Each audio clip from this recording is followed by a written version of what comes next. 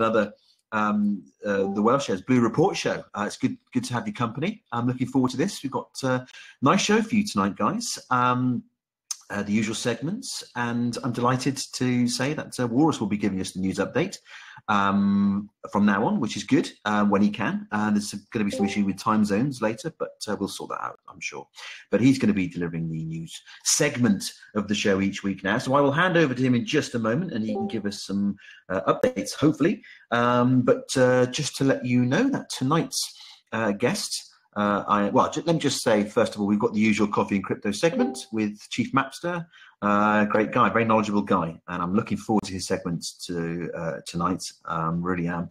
His segments, I'm learning so much more about crypto that I just would not have known had I not been listening to his stuff. So really, really knowledgeable guy, and I'm looking forward to what he's got tonight. And then, of course, we're going to have Savo. He's bringing on a very cool character, I'm told. I don't know much about him, but we're going to learn more about, I believe he's called Termite. We're going to learn more about him later on. But looking forward to some music, that's for sure. And the star of the show, the guest of the show, who hopefully will be joining us in a moment, because he's quite a popular guy. He runs another show on another server, Discord. Some of you will know him, Pensive. He's quite well known on the PAL network. Interesting guy he's actually celebrating his first year on Steemit. So he doesn't know too much about the Whaleshares community, but that's another reason why I've invited him on, because I'm going to be giving him the Whaleshares upsell, shall we say. So I'm going to be talking about Whaleshares, obviously, and I'm going to be talking with Pensive about his relationship, which will hopefully become a more strengthened relationship with Whaleshares, now that he realizes what it's about, because a lot of people still don't know. We've got to really keep getting that message out there. You know, Whaleshares is a community that acknowledges and rewards talent and skill and contributions, you know. It is not about buying upvotes at all. That's the difference between Whaleshares and all these bid bots, you know, and all the rest of it. But anyway, we'll talk more with Pensive later on about that, and he's a very interesting guy himself. So I'm looking forward to that discussion. But yes, here we are again. Looking forward to it. And with that said, I think I will now probably. Oh, just to remind you guys, PowerPix is beaming this out on YouTube. So just to let you guys know, this show is recorded, and there will be a recording of the show up on YouTube if you want it. So there it is. Thank you for that, PowerPix. Right, I'm going to hand over to Walrus. Walrus, dude, are you there? I'm here. How are you, sir? I'm great. So we had a lot of work done this week on the Whaleshares chain, a lot of under the hood type stuff, a lot of stuff that'll help with scalability later, so it won't take as much resources to run nodes, and won't have problems with things going down as often once we get a lot bigger. So much better to take care of it now while it's still easy to take care of it. So that's the biggest thing going on this week. I'm working on the front end a little bit. That's the news this week as far as I know. Well, that's good, because I've had a chat with Vit, actually, and he's one of the front-end developers of the new platform, and I had a chat with him in the week, and he's hopefully going to be coming on the show. We were trying to get him on this week, actually, but we couldn't. He's a busy man. He's got 8 children, plus he's got animals, so he's a busy guy on a number of levels, I think. But we're trying to get him on the show, Morris, which will be interesting, because, you know, he's right in the thick of it, so to speak, and he'll give us that real insight into the technical side of building the chain. And also, he's going to talk about his token, the D-Bread token, which I touched upon briefly last week, which is a great example of how to build, you know, a token around a community. Exactly. Yeah, I think it's like the show starts about 2 o'clock in the morning for him too, so that probably makes it a little more difficult too. Yeah, I know. Well, this is it. This is what we're trying to work out. I've asked him if he'll consider having a late night, just one. If he can fit it into his schedule, that would be good. Because otherwise, we were going to pre-record the interview, but the only issue with that is then people can't interact. There's no questions going on. By the way, I see the curation lounge. There is no texting. I don't know if I have unlocked it. I'm sure I did. Bear with me. Yes, I did. Fine. Very quiet. Just checking. That's all right, because I know I've done that before. Okay, fine, cool. All right, but yes, I know that bits late nights is an issue, but he's going to try fitting one in because I do want maybe to try and interact with the audience, which we wouldn't be able to do if it was a pre-recorded interview. All right, okay. Anything else, Walrus? I mean, you know, in terms of timescale, I'm going to be pressing you on this each week because everybody keeps pressing me. So have we got any further? And we just keep getting closer every week, you know. So most of us had to put things on hold until one guy gets closer on the front end for us to work with. So we're pretty much waiting on that so we can get the rest of the stuff done. Alrighty, awesome stuff. I'm itching to get going, really. Really am. So could you just elaborate a little bit more on the interaction and how EasyDex is going to sort of be cooperating with the new platform? Well, we're going to build a custom DEX front end for Whaleshares.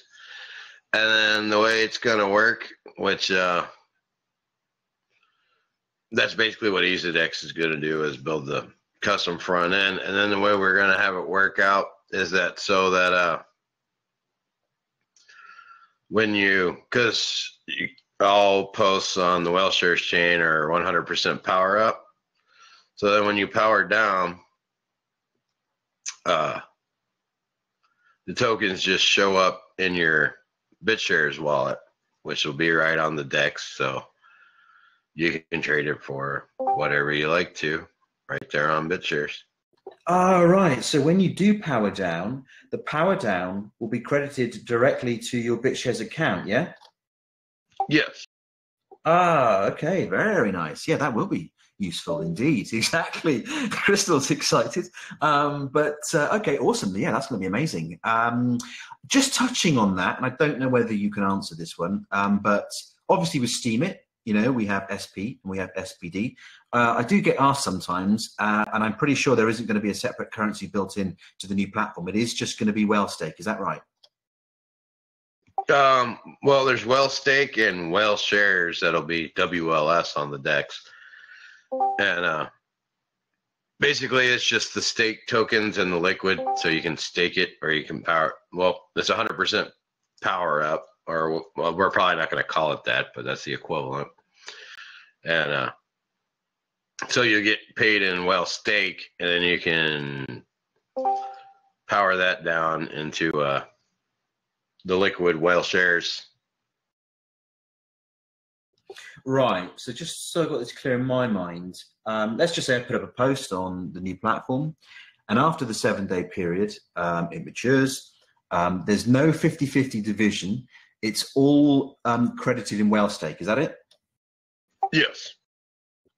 And therefore, if you wish to ever take some money out or finance out, it will be taking from your Whalestake pool, and you'll be powering down. Is that it? Yes. And we're probably going to change the way power downs work a little bit. Like maybe probably won't be as long, maybe. Or you'll be able to instantly power down 10%. Oh, wow. Yeah, I mean, that would be great. I see what you're doing. So there might be some immediate cash out, so to speak. Yeah, if you need cash real quick or something. But since it's Whaleshares chain, our goal is to get people to save up so they can make their own whale tokens, and then instead of needing to power down in the system, or instead of taking their post payouts, they'll be able to market their token instead for and they get paid that way instead. Yeah, well, this is it. I mean, the whole system seems geared towards producing more whales, and the more whales, I guess, the more effective tokens, or more powerful the tokens, if they create them, they will be. Exactly. Nice. Okay, well, looking forward to all that stuff. As I say, itching to get going. But right, okay, I'm going to move on. Anything else you want to say, Wallace? Oh yeah, I think we're also looking at a way that people can pool their resources. Maybe like a community or something could put their whale stake together, and maybe, not sure exactly how it'll work yet, whether you'll delegate it, or probably work better if you just get an upvote from all the people with the same token, so that you don't necessarily have to be a whale. A community can make their own token together too. Oh, okay, yeah. So a group effort, so to speak, coming together to produce that, to make that token. Exactly. Yeah, excellent initiative. I mean, that should be encouraged for sure. Definitely a circle token. Exactly, Savo. Yes, maybe something like that. But yeah, no, I mean, there's strength in numbers and all the rest of it. Definitely, I think that's a great idea. All right, awesome, good stuff. Well, thank you very much for that, Walrus. Thanks for the update. And I think with that, I'm going to move straight on to Chief Mapster if he's there. Chief Mapster, are you there? Yes, sir. I'm here. Hello. How are you? First of all. Good, brother. Survived the birthday, living another year. Excited to talk a little bit of crypto today. Good stuff. I thought you were going to say you survived the last few days, because Steam's been on a bit of a downer, hasn't it? Yeah, it has. But it's all about how long your horizon is. I think a lot of us know that we're in crypto for the long term, and we kind of see the benefits. So it doesn't really hurt as much, but it's still something to take into consideration. Oh yeah, absolutely. This is the roller coaster of crypto, isn't it? So most of us, I think, understand that. But all right, awesome stuff. I'm going to hand over to you for another coffee and crypto session. This is, I guess, Cup 3 for this show, anyway. But you're probably on about Cup 45 now or something. Yeah, I'm getting there. I think it's number 43 right now. So I'm trying to do it more than just weekly. But yeah, so I'm number 43 right now. But I'm getting up there. Awesome. Yeah. Thank you, brother. On this one, we're talking two different community tokens because, Whaleshares, especially the Whaleshares chain, it's a community-based token. So I thought that it'd be really nice to discuss two other tokens and blockchains that are community-based and kind of just share what we can learn from them, and then how we can grow the Whaleshares community based off what they do and also different new ideas. The one that's more popular is called NEO, and NEO is the 11th biggest blockchain cryptocurrency, and it's around $40 right now, and it was actually at a high at one point over 160. But it's like the Chinese Far Asian community-based block smart contract platform, and what they did is they kind of combine a couple different things: digital assets, digital identity, and smart contracts to create what they call a smart economy. And what they did is they're combining a lot of different things into one big thing. And that's something that Whaleshares can learn from as well. But more in tune is that they used to be a different name. They used to be called AntShares, but when they rebranded with some new partnerships, they became NEO, and it really took off. So that's one thing that I think Whaleshares can learn. Is I know the Whaleshares name is incredible, and there's definitely going to be some strategic partnerships here in the future that we can look at. So I really think that looking at strategic partnerships that can help grow Whaleshares is a great idea and something we can learn from NEO, and also just different ways that we can make sure our branding stays good. With the Whale Stakes token and the Whaleshares name, we just want to make sure that people understand it's the same community, and that what the community stands for, because rebranding is probably one of the last things people like to do, but we just want to make sure we keep the brand viable, and also people understand what the brand stands for. Another thing that NEO is known for is being open source, and also they're known for having developer competitions, and their biggest thing is really you can encourage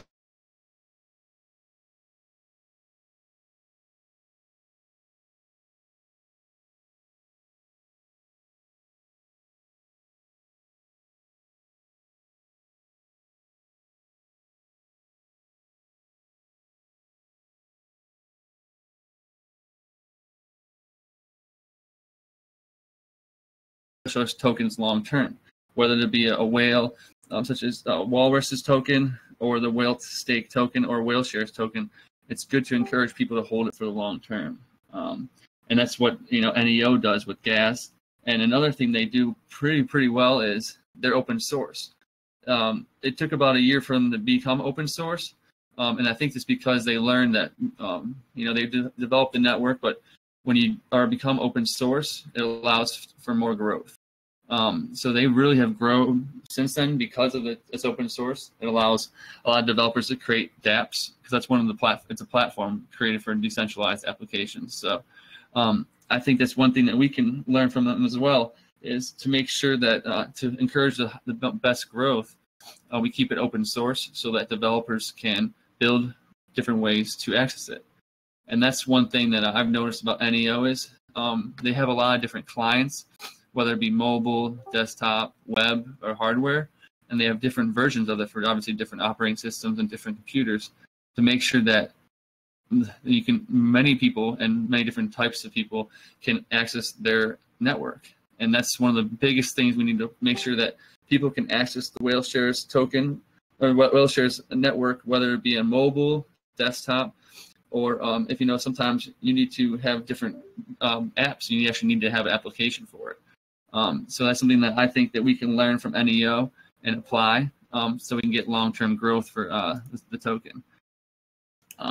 So that's one thing about NEO, and I don't know if you have any questions. Can I just ask you, Master? Sorry to interrupt. When did NEO launch? In 2014 in June, and then it became open source in 2015. So it's one of the earlier ones, but yeah. Okay, cool. But yeah, it's one of the earlier ones, and it really has good traction because it has a lot of government behind it and also private sector behind it. So it really has a lot of good support. But the biggest thing is they have a lot of good strategic partnerships. So if we as Whaleshares can learn from that and develop some good long-term strategic partnerships, especially ones with capital behind it, it really helps the platform grow for the long term. Well, this is it. You see, Chief Mapster, this is always a bit of a worry I have. Of course, we want mass participation, and that means getting tons and tons of people from all walks of life and all different sectors involved. But when government starts getting involved, when they come sniffing around because they want a piece of the pie, etc., it also sometimes means that they're trying to infiltrate a bit to maybe manipulate and massage things to their own ends.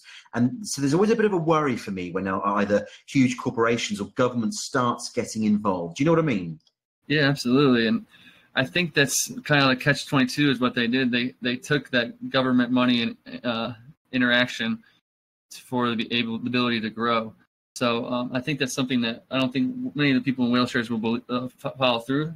But I think it's important to see if we can find other partnerships. Like they partnered with Microsoft. Just different. I really think the great partnerships would be in maybe community-based organizations, maybe such as colleges and universities, because NEO has special things that they're good at, digital assets, digital identities, and I think that Whaleshares has certain things that we're good at. We're really good at one of the things is help desk, help center for people in cryptocurrency. Seems like we're able to help people walk through the processes of cryptocurrency and learn about it. So I really think that is one way we can grow, is just by focusing on that big strength we have, is that we do help people with cryptocurrency and we help newcomers get involved and learn how to trade and do different things with crypto. So I think that's really good, and I think we need to focus on that, and I think we need to develop partnerships around that, such as colleges and universities, and also different maybe non-crypto related organizations. Yeah, absolutely. Well said. But yeah, let me drink some coffee and switch over to the other one if anybody has any questions about NEO. Yeah, get on that coffee. I don't know. Have I seen anything fly up yet? No, not just yet. I think we've got it covered so far. Thanks, Dan, for putting Chief Mapster's post up. I did put it up before, but it's good to see it flying up because these are great posts. But no, we're all good so far, dude. All right. The other blockchain I want to talk about, because I feel like it's similar to kind of the process the Whaleshares did, is it's not as big as NEO, but it's called the All Sports blockchain. And all sports blockchain, it's not, I wouldn't say it's the biggest yet. It's ranked number 86 of my market cap. So it's in the top 100. It's roughly about 15 cents. But what they did is something similar to what Whaleshares did, is they built a community first, and then they built a blockchain with it. So All Sports is known for their all football, which is soccer in some parts of the world, but football organization and community, which has millions of people involved with it. So they built that community, and now they're marketing and their new blockchain to this community. So it's kind of the same progression we're doing, with a little bit smaller scale than them. But we have thousands, and I think that eventually we might have hundreds of thousands of people doing this in Whaleshares. But we have a community first right here through the Discord and Steam it, and then we're building a blockchain and token based off that. And I think that's a really great progression, because the community brings people together.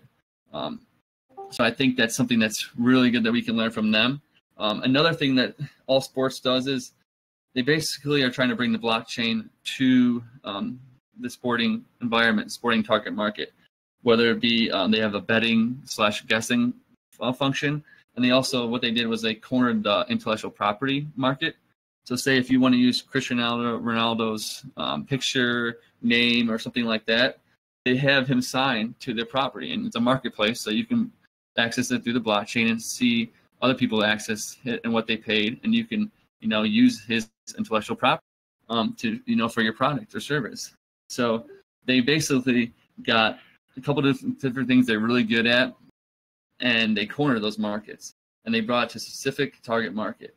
Another thing they're doing pretty well is they got two pretty big football players, soccer players, signed as public endorsements.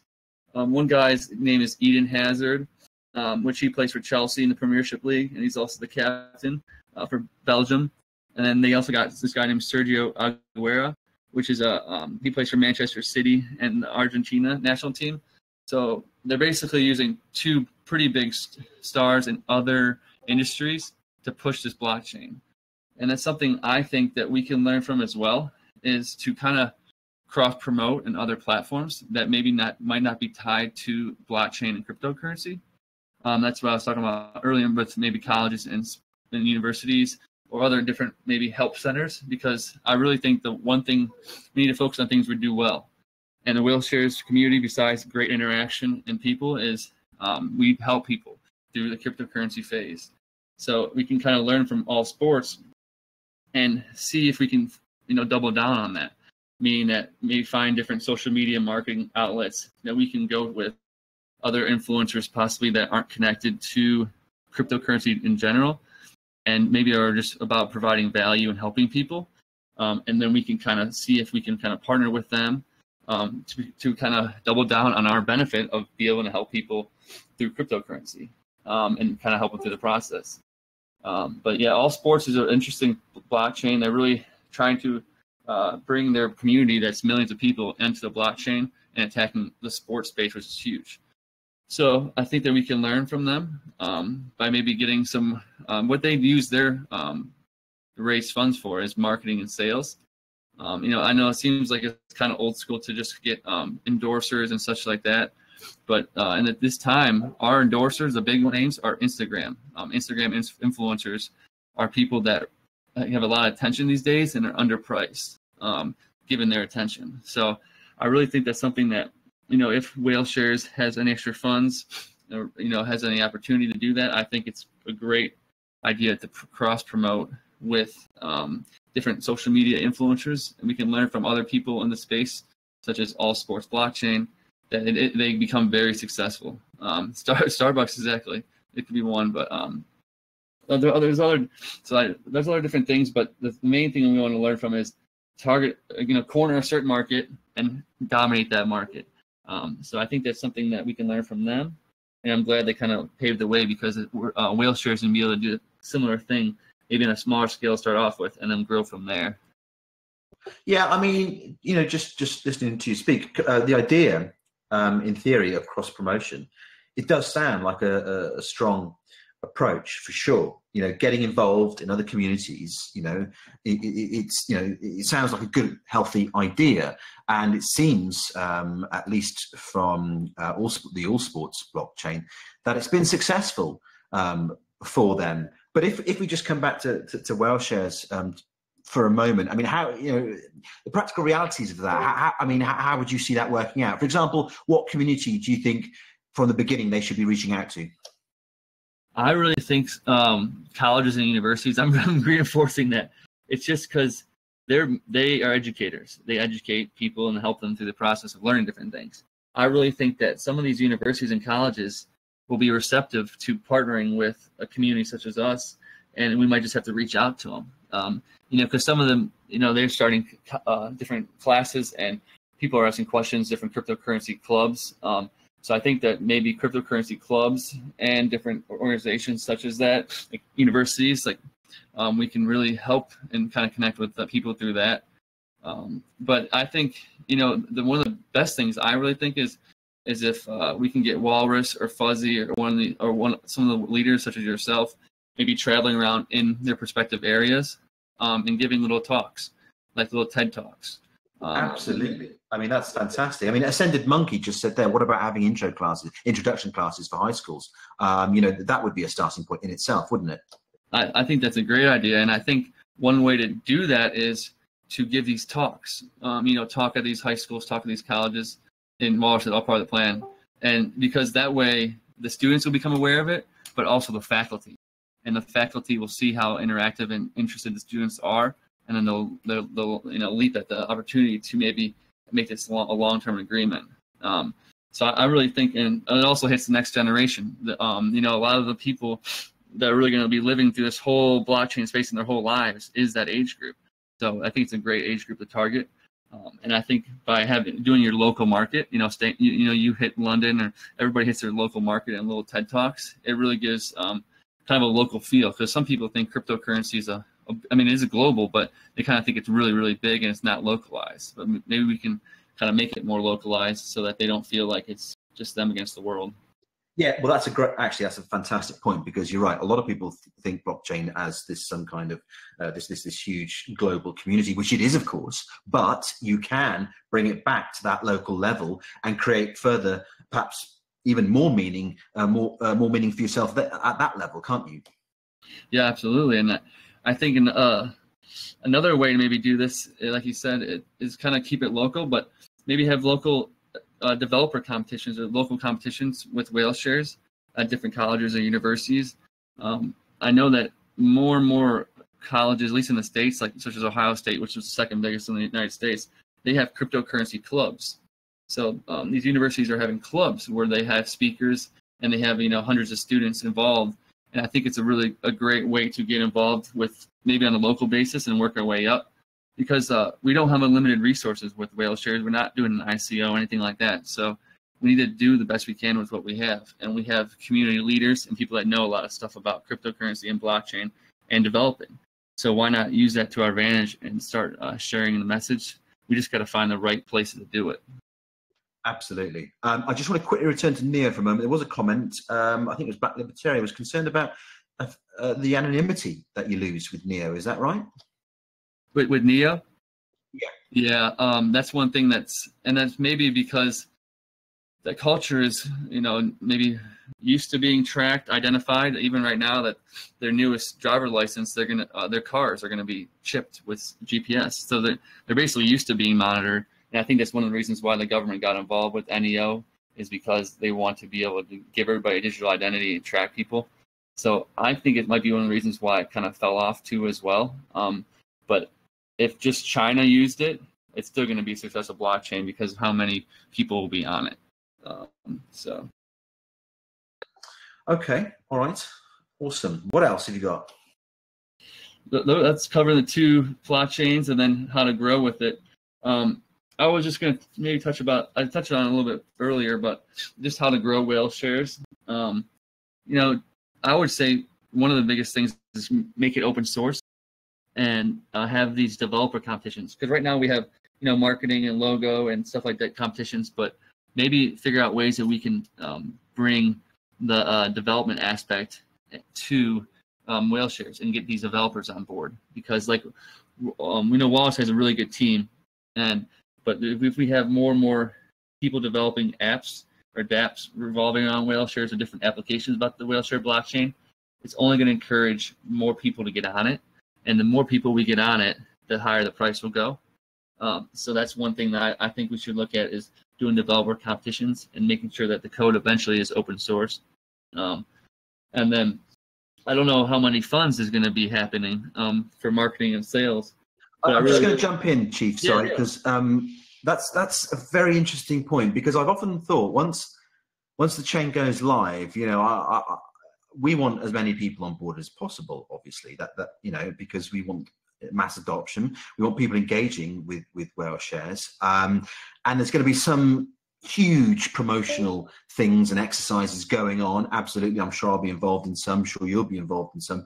But to keep that flow of onboarding, to get people interested and working and engaging on the platform, I mean, that is going to be an endless task. And you've just outlined one way that can happen by making sure it is open source and appealing to developers. But how else, you know, can we do that, create that interest in the new chain and do mass onboarding?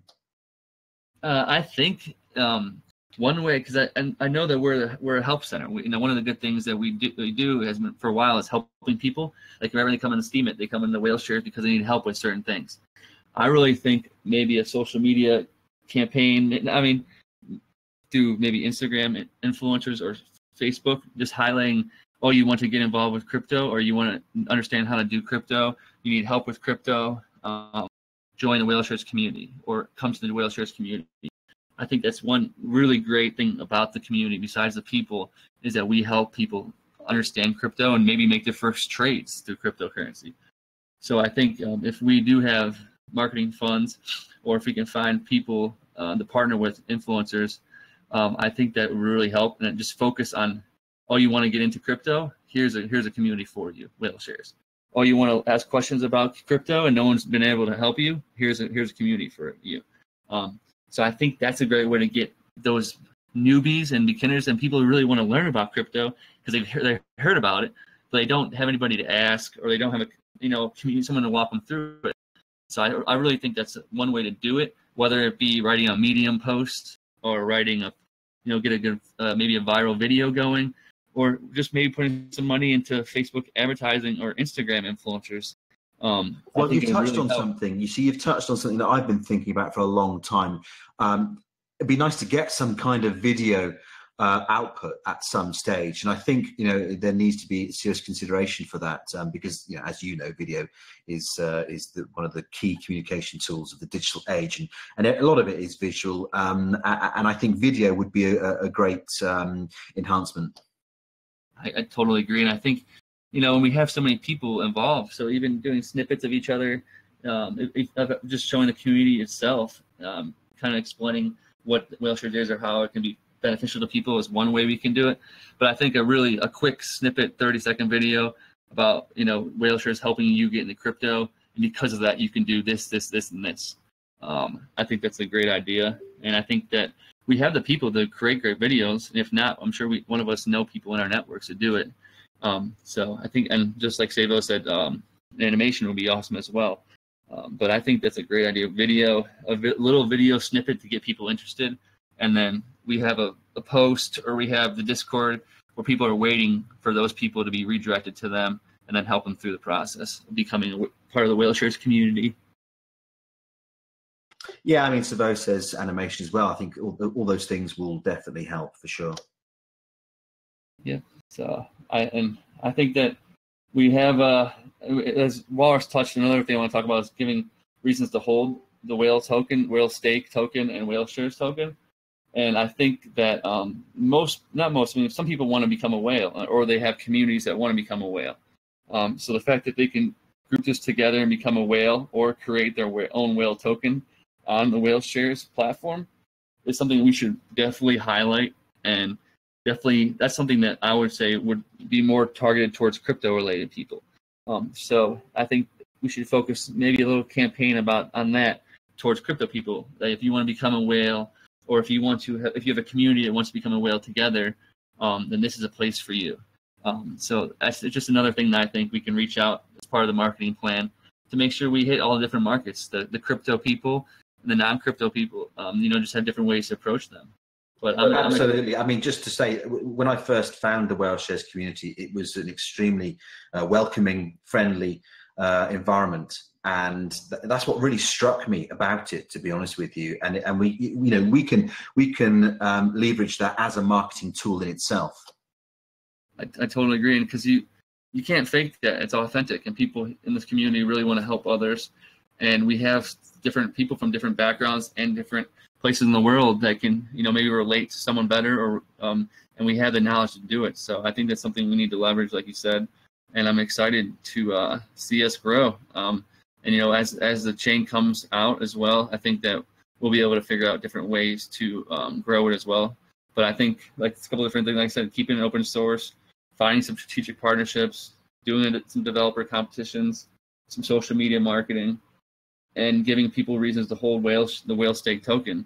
All those things will help us grow, and that's what we want. Oh, for sure, absolutely. Well said indeed. Right, yes, Snuffles, you're right. Nasdaq certainly will help as well. It'll be it'll have a big impact on bringing people from Steemit over to us. Hopefully, fingers crossed. Right, let's not call whale stake a token. Oh, what would you like to call it? Cryptocurrency? What's he saying? Oh, Whaleshares is a token, and then whales. Let's see what he says about the whale stake. Yeah, Papix, what are you calling the whale stake then? Oh, okay. That's the stake. All right, that's reasonable. I guess applying what NEO does with gas, I wonder if by holding whale stake you will get Whaleshares because of that. I'm not sure if that's happening right now, but it sure encourages people to hold on to NEO, and sure encourages people to get invested in it because they earn this gas. Just a thought. So I'm interested then, if I'm powering down like we spoke about before, and I'm powering down from my whale stake, what ends up in my BitShares wallet? My understanding is that you're going to get Whaleshares. So I think the Whaleshares will be the one with the value. I thought that was being made redundant, the Whaleshares token, though. Perhaps Papix could clarify. Or is Walrus around still? The old token. Well, if it's going away, then that's definitely not going to end up being in the wallet. WLS becomes the new what? It's just they're rebranding from Whaleshares, a name, to just WLS. Oh, okay. Oh, right. There we go. Nice clarification. Thank you.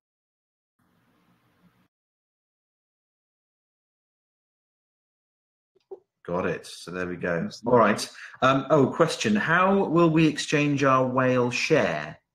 You just go for WS. Well, that will be done automatically, Crystal Human, I think. Isn't that right, Chief Mapster? Yeah, I'm pretty sure it's 8-to-1.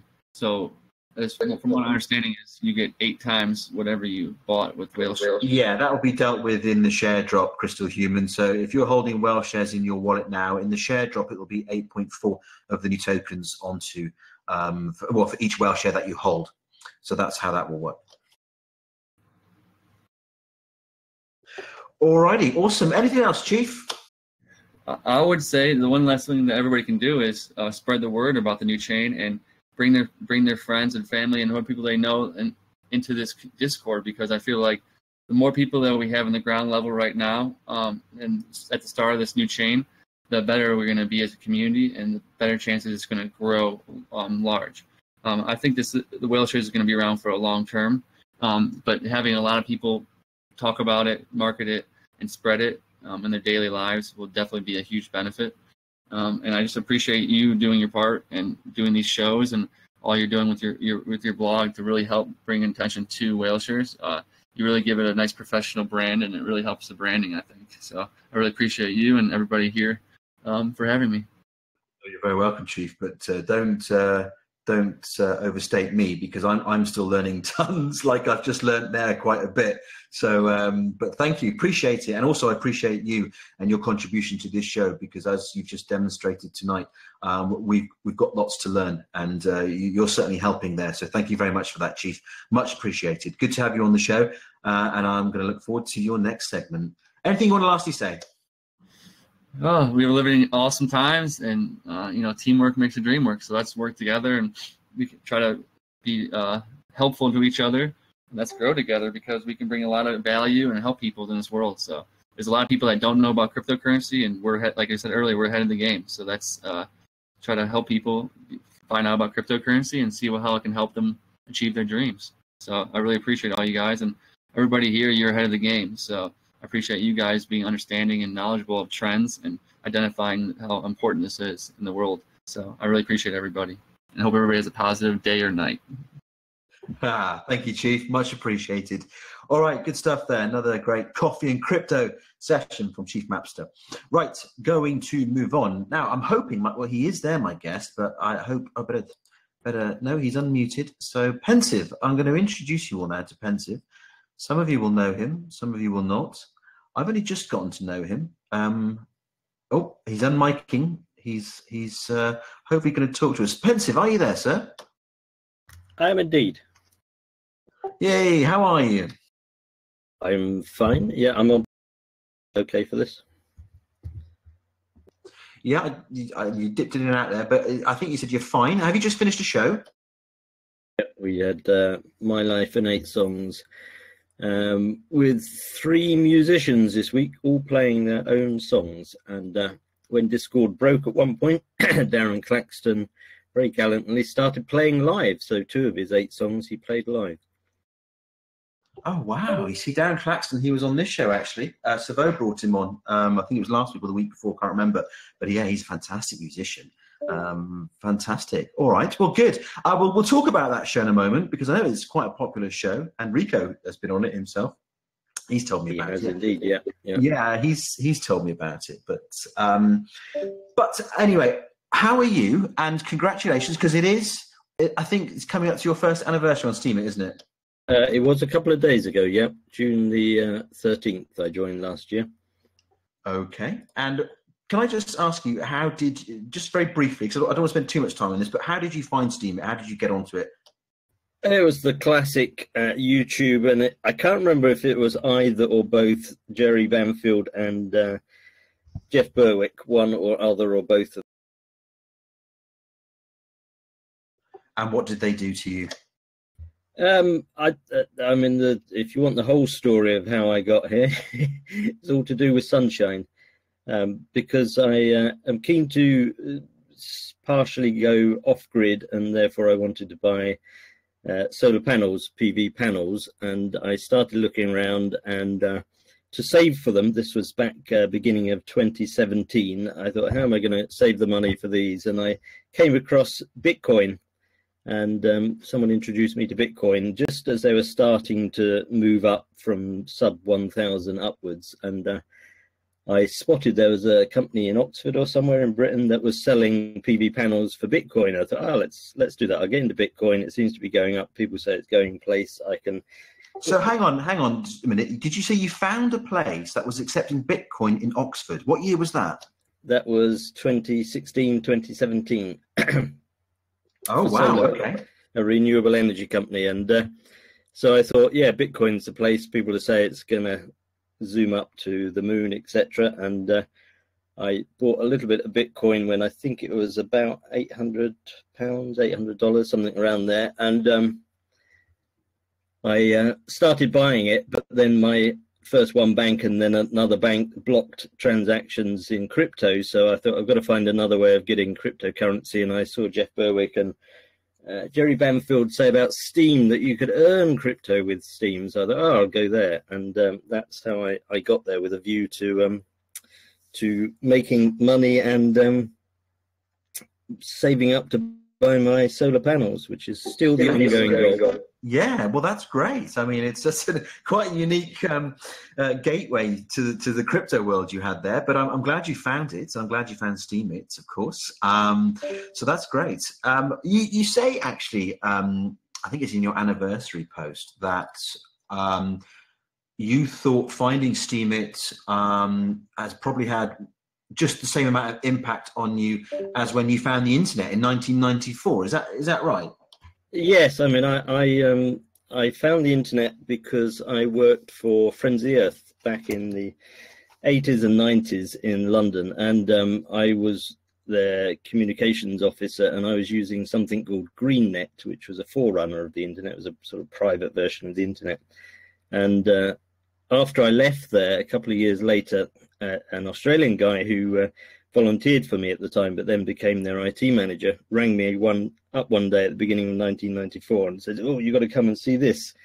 And I went down to London to see him, and he showed me the internet in the very early days on Netscape, probably 0.5 at that point. And he said, "Look at this." And I thought, wow, this is pretty interesting. And I was at a university at that point, studying again. And I thought, oh, this is interesting. So I started poking around, and then through someone that had worked at Friends of the Earth, I got together with him, and we wrote a small book on the prospects of this thing called the Internet for Environmental Groups. And it got published, and I started doing, in my spare time, sort of websites for environmental groups at that point. And I was the only one doing it, and that's how I sort of got into the internet. And it sort of went from there, and getting into the internet in 1994 was quite a revolutionary thing. Most people didn't think it would last, but it was the internet in 1994 was a fascinating place. And you'll probably hear me tell the same stories often, but at that point, Yahoo, when it came out, published every single new website. And when I started, there were about 30 websites a day appearing, and I had an A4 notebook, and I would sit down every day and look at every single website, and I would write down notes about the websites. And I did that for many weeks until it reached about 300 a day, and then I stopped.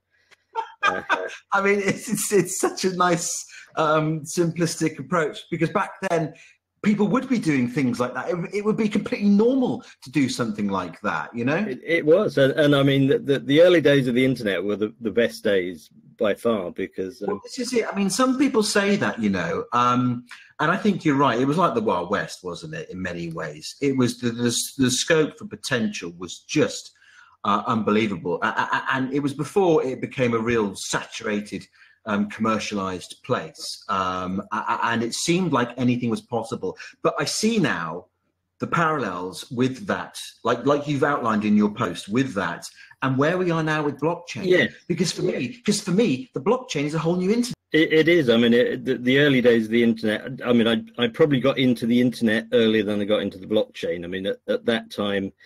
I mean, well, I guess I was lucky in the right place at the right time, because I got a gig, let's say, to teach Prince Charles how to use the internet, which was one of my claims to fame. And I also transmitted a live wedding on the internet, and it was on page 3 of the Sun. So I have a claim to being on page 3 of the Sun as well.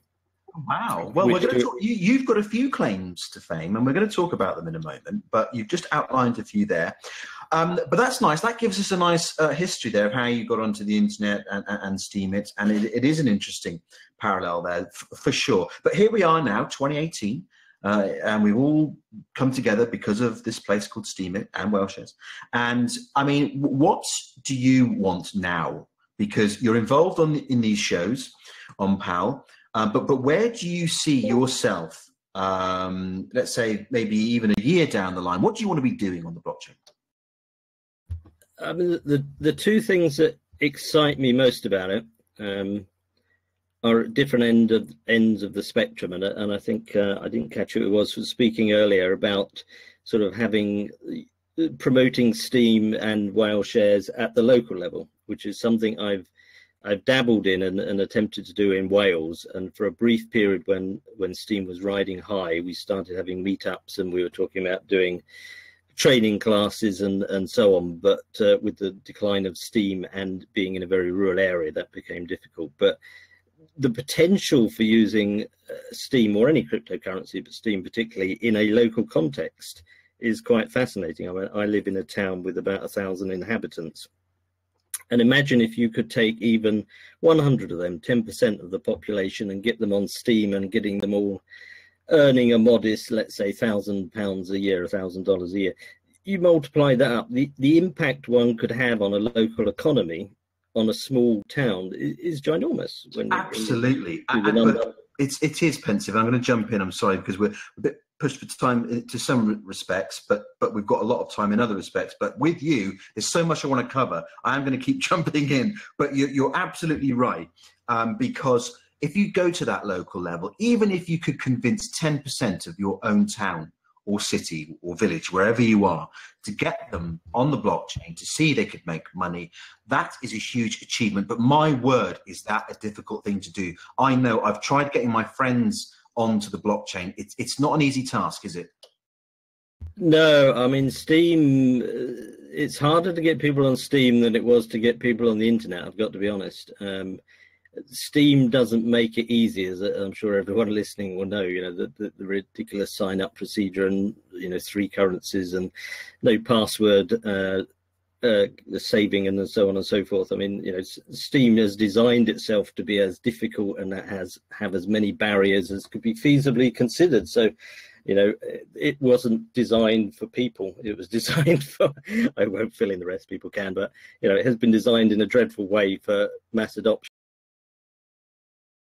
Oh, okay. All right. So there's slight criticism of the setup of Steem in terms of, in that it's too complex for people to sort of get their minds around, their heads around, to appreciate it and get involved in it. Oh, yeah. For the average person, they haven't got hope in hell, really, of understanding Steem. As well as I mean, you can just go into Steem and not attempt to understand it and just use it. But there are still barriers, as I say, like the sign-up procedure, lost password recovery, not there.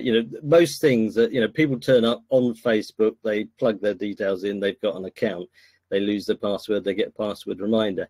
Although, that's how things get mass adoption. Steem seems to purposely design things to stop mass adoption. They can all be designed out, but they don't seem to be rushing to do so. I mean, I'm not here to knock Steem. I have no particular view of them. I do have views, but I'm not going to share them here. But I've been. Give us some. I've been here a year. I have seen one hard fork in a year. I run an internet company, not the scale of theirs, although we do quite six-figure projects sometimes. And if I ran my company the same as Steem it did, I don't think I would have existed, really. I mean, the progress is abysmal. Yeah, but I don't really want to go down that path. That's not what so I'm for here to you, talk about. no, I appreciate what you're saying, but no, I think a lot of people will share that same viewpoint, Pensive. So for you, do you think that the development has been too slow?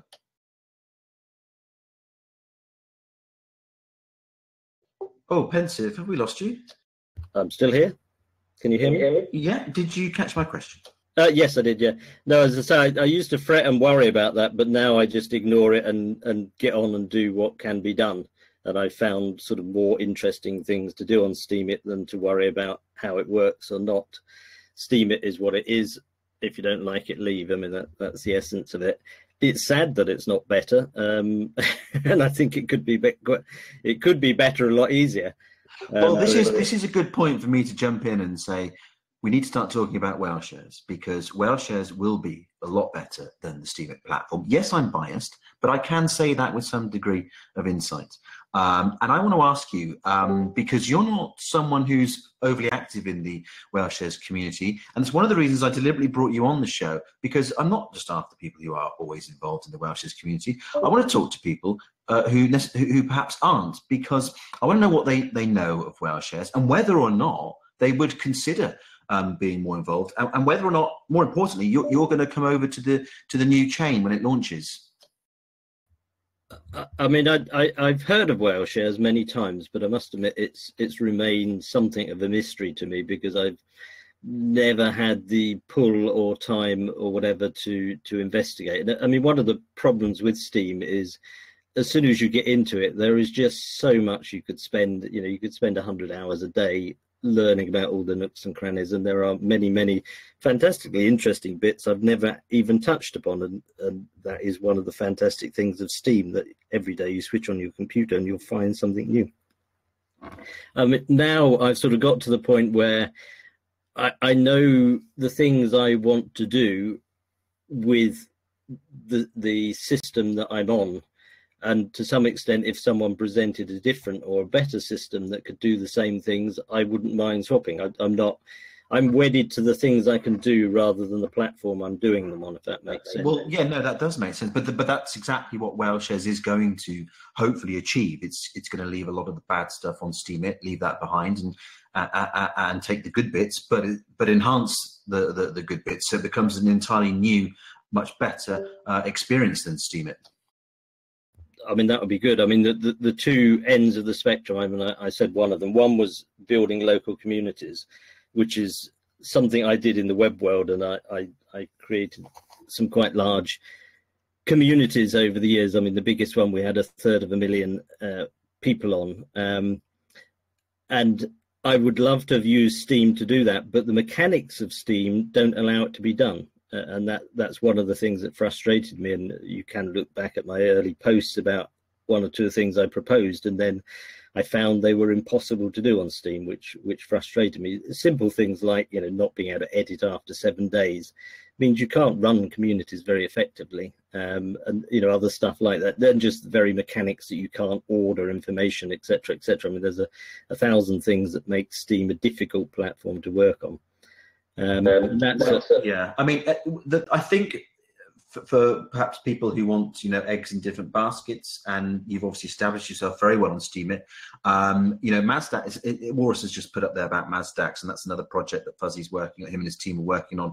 And that will, I don't know if you know about Mazdacs, that will literally enable cross-posting. So you put up one post, click one button, and it posts on different platforms just with one click of a button. I was just looking at that before, actually, so I saw that. I mean, that's one end, the sort of local community side of it, which is where I came from. The other side of it, which I've learned and I've got involved in and has become probably my main focus now, is the potential for doing good, I guess. It sounds a bit, you know, pompous to say that, but my $1 a day thing, which is one small example of what can be done. The fact that I can connect with people directly anywhere in the world. I mean, in an average day, I'll be talking to people from a dozen different countries. I mean, I was speaking today to someone that's going to be in my show tomorrow from Cameroon, and he's working on some environmental projects there that we've supported. And the fact that, you know, one day I can be talking to someone in Cameroon, Philippines, Venezuela, Hungary, Bolivia. I mean, that thing I find amazing. But then the other part of that story is the equalizing effect of well, it's both equalization and amplification, because everyone is, well, in essence, everyone is equal on Steam. You know, if you've got one Steam in one country, you've got one Steam in another. Of course, the interesting bit is the amplification and the multiplication, because one Steam or one SPD, which, you know, that's where my $1 a day comes from, the one Steam-backed dollar. One SPD in Britain is the price of a packet of biscuits. I mean, it wasn't until 3 or 4 weeks ago, it was a packet of the price of chocolate biscuits, but unfortunately times are hard, so now it's probably going to be plain digestives with SPD going down. So in Britain, my one SPD can buy me a packet of decent biscuits. In Venezuela, one SPD can feed a family of 5 for a couple of days. And that's the fascination, that I can forego a packet of biscuits in Britain to feed a family of 5 for a couple of days in Venezuela. And that dynamic I find absolutely fascinating. And I've not historically been, I mean, I'm not historically someone that gives a lot to charity for its own sake. I don't go out seeking Oxfam and so on and so forth. I generally support environmental things, but I used to work for a development agency, and that's what probably put me off after I seeing the huge waste that goes on inside them. But now this situation that the power is in anyone's hands on Steam to very, very easily make an impact. I mean, I can well, just through very sort of small things. Well, Pensive, like you say, Steam, it has this great equalizing quality about it, absolutely. But let's just talk about then this dollar a day. A lot of people might not know about it. So, because you do have an interest in the charitable sector, you do like to use Steam it to give money to worthwhile causes. Just tell us a bit about that initiative. Yeah, I'll pop the post in if I can. There's the post. The dollar a day, it came about, I trialed it back in last November. And it's just because I started finding organizations on the blockchain that were doing good things and often saying, can we have money? Can we do this? Not begging type thing, but, you know, they could use funds. And so I thought, at that point, my posts would have, well, I don't make a lot more now, but I mean, at that point, I might get a couple of dollars on a post or something. And I thought, well, you know, I haven't got lots of Steam or lots of SBDs to give away, but I could give one SBD. And what if I gave one SBD every day? I'm not really going to notice it. I can make another post and get another SBD or two for it. So if I gave $1, one SBD each day, it builds up and it doesn't make much impact. And a nice bit of alliteration, I came up with $1 a day. It's a snappy little phrase. And I mentioned it to 2 or 3 other people and they said, yeah, let's do it. And so there's about 4 of us to start off with. We started accumulating our SBDs each day and giving them every day to a different place. And it was only 4 or 5 SBD, but, you know, it was every day, so it made an impact. We then got fantastically lucky because midway through November, I think it was, SBD started shooting through the roof, and what was, you know, worth $1 suddenly became worth about $11. So it was sort of a lucky break. And in that 6 weeks when we ran it as a sort of pre-Christmas thing, we raised over $1,000, and you know, it was quite fun to do. So I then parked it and got on with other ideas. I tried a couple of other things that didn't get picked up so much. So then I revived it at the beginning of May, and I've never particularly gone out promoting it massively, but, you know, people come across it and they get the idea of giving a little and often. You know, for people that have been established, not when you started for sure, but if you've been on Steam 5, 6, 7 months, probably, you know, it's quite easy to make a few dollars on a post, and giving away one SBD isn't such a big deal. And so people started joining in, and there's not a lot of people, but I have a pool of about 20 people that different times give SBDs. We pull them together, and in May we managed to raise $1,100 equivalent, and we have about a dozen different charities that we rotate through giving money to, and the impact is massive. You know, I was just about to say, Pensive, you know, that's a lot of money that you've raised there. I mean, that's fantastic. And how long did you say it took you to raise that amount of money? That was in May. In the first month, we raised $1,100.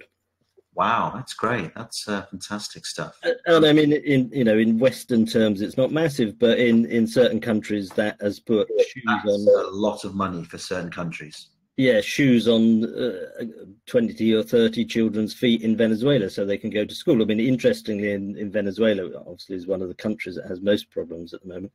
But in Venezuela, a big reason for non-attendance at school is because the families can't afford shoes to put on the feet of the kids, which seems to me an absurd situation, that we have the power to put shoes on the children's feet so they can go to school and learn and potentially have a better life. So that's amazing, Pensive. That really is amazing, and I'm glad you brought back that initiative. How is it going this time round? I mean, the interesting thing that's happened, well, amongst many, but one is since I started in May, the value of SBDs has more than halved, which is a bit of a pain because we're obviously giving half what we were giving before. And we give currently 15 SBD every day, because the amount I have to give every day varies depending who's giving what on any particular day. But I took the view that I will always top it up to 15 SBD. If we get to 15 SBD and beyond, I'll top it up to 20, and I get extra. I give some myself, and then I get extra from poster rewards to keep it going.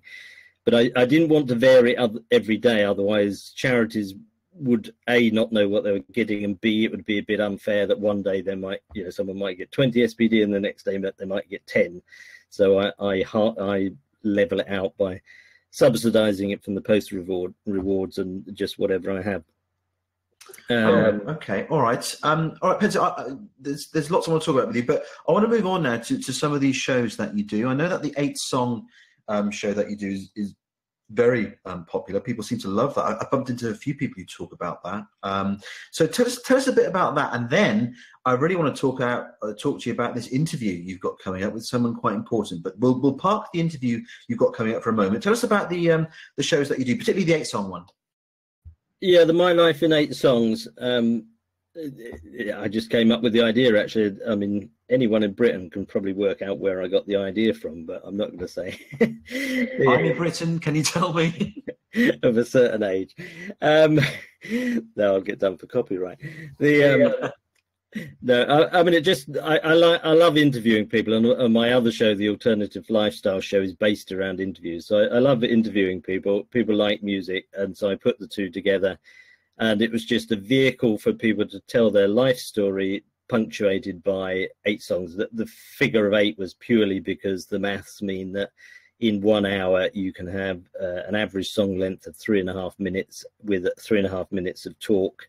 And so you can get 3.5 minutes times 2 times 8 comes to just under an hour. So that's where the 8 songs came from.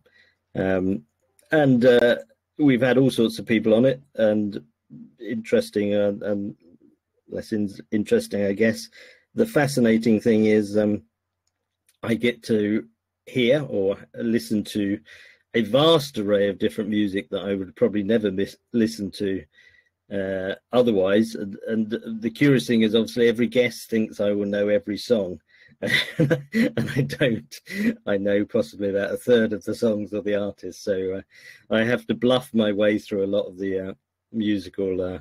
Well, yeah, I can imagine they think you're some kind of source of authority on music, but it's really weird because I've got a music segment in this show that's coming up after our interview, our discussion, and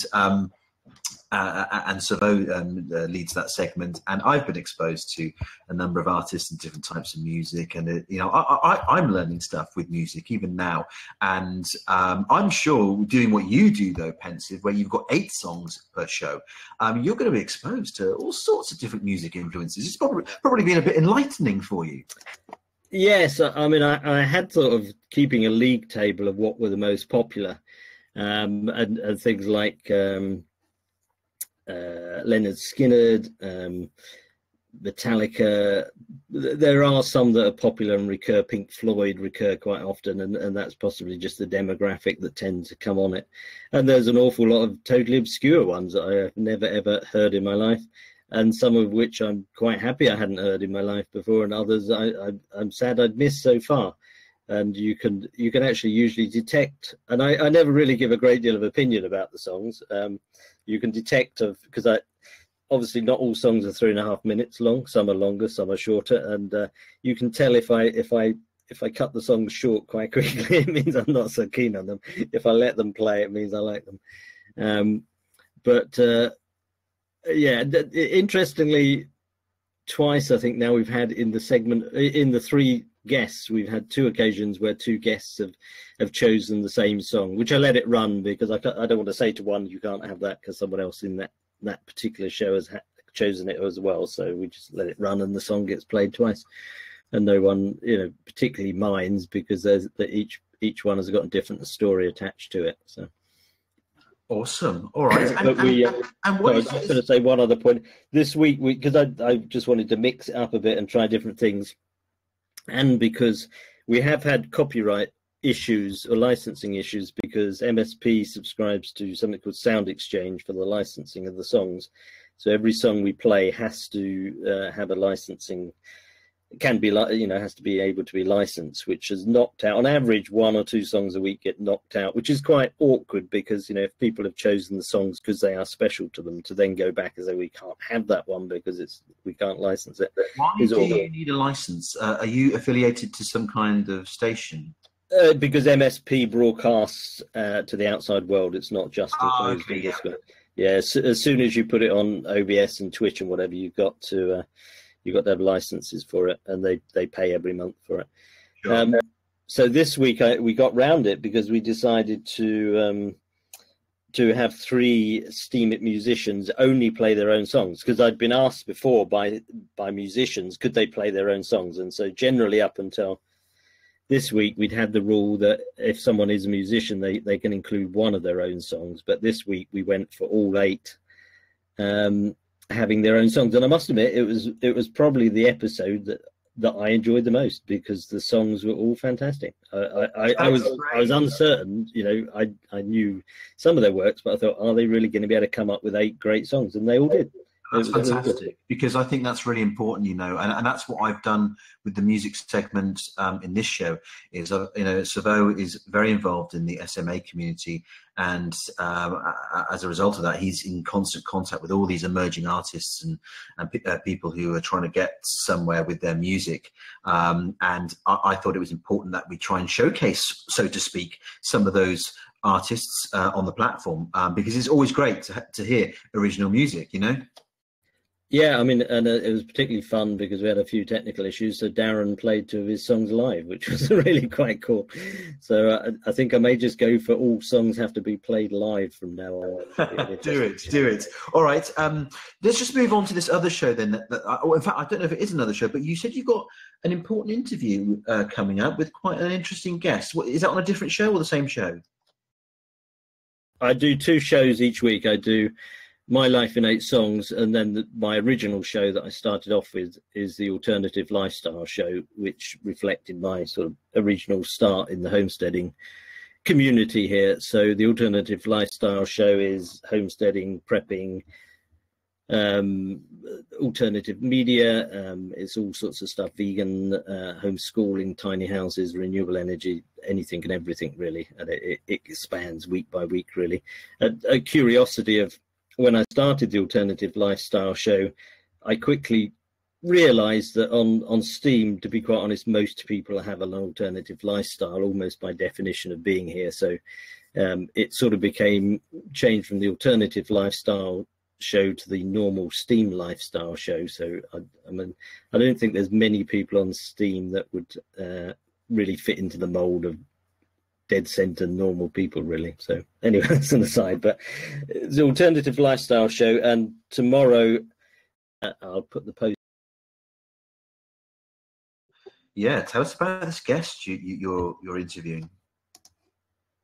Yeah, tomorrow I've got Adam Kokesh, which people in the States will probably know him. He's not so known outside, but Adam Kokesh is from the Libertarian Party in the US, which we don't really have an equivalent in Britain. And Adam Kokesh is quite well known. He's had TV shows, a veteran activist, a freedom activist, and he's standing or hoping to stand as become the presidential candidate for the Libertarian Party, which, like most third parties in most countries, doesn't have a massive chance.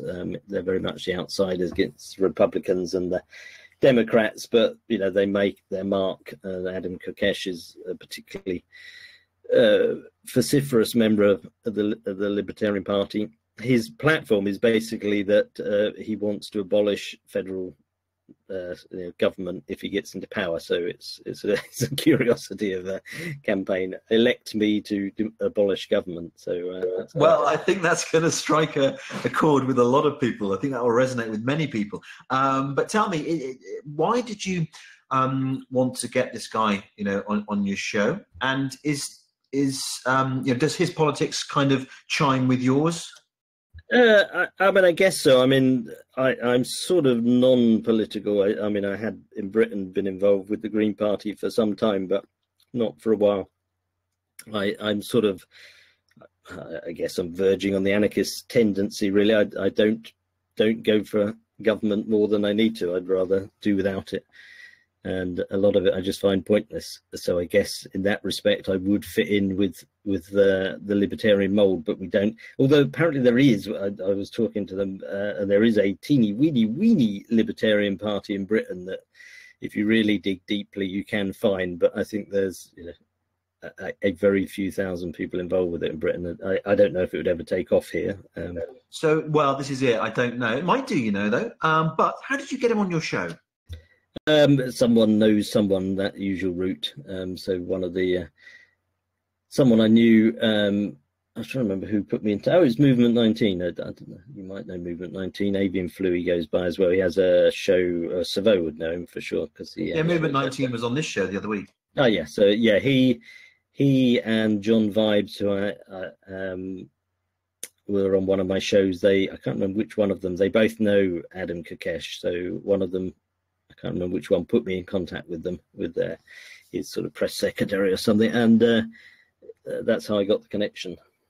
Excellent. I mean, I'm going to try listening into that one myself, because there's a fair bit of the libertarian ideology that I subscribe to. Some of it I don't. Some of it I do. And less government, as far as I'm concerned, is always a good thing. I'm certainly not a liberal black libertarian. No. But there are certain elements of the libertarian ideology that make sense, and I appreciate them. So I will try listening to the interview for sure. Yeah, I mean, it should be interesting. I'm going to spend tomorrow reading up a bit more on libertarian politics. But well, it might shock you to know, Pensive, that UKIP has a lot of libertarians in that party. Oh, right. That's interesting. Yeah, I'm not sure. Someone in Britain, I'm sure it is a wildly positive thing or not, but they've almost disappeared. But this is it, though. But this is it, Pensive. I want to make sure you know what you're getting yourself into, because I'm sure you do. But I don't mean that patronisingly at all. But what I'm saying is, I remember speaking to senior bod at UKIP once, because I'm right of centre in my politics. I'm more right wing, but I was speaking to this UKIPper, as we call them. And for those of you that don't know who UKIP are, they're the UK Independence Party. They played an integral role, I would say, in our decision to vote to leave the European Union, which I'm hugely excited about, because I voted Brexit. Pensive might not have voted Brexit, and he might not like me for voting Brexit. But who knows? We'll find out about that in a moment. But I was speaking to this UKIPper, and he said, look, we've got tons of libertarians in our party, and it makes sense in many ways, because UKIP aren't for big government. I'm not for big government. The less the government plays, the role they play in our lives, the better, as far as I'm concerned. So there is a bit of shared ideology there. It's interesting, because as I say, I found this very teeny-weeny sort of embryonic libertarian party in Britain.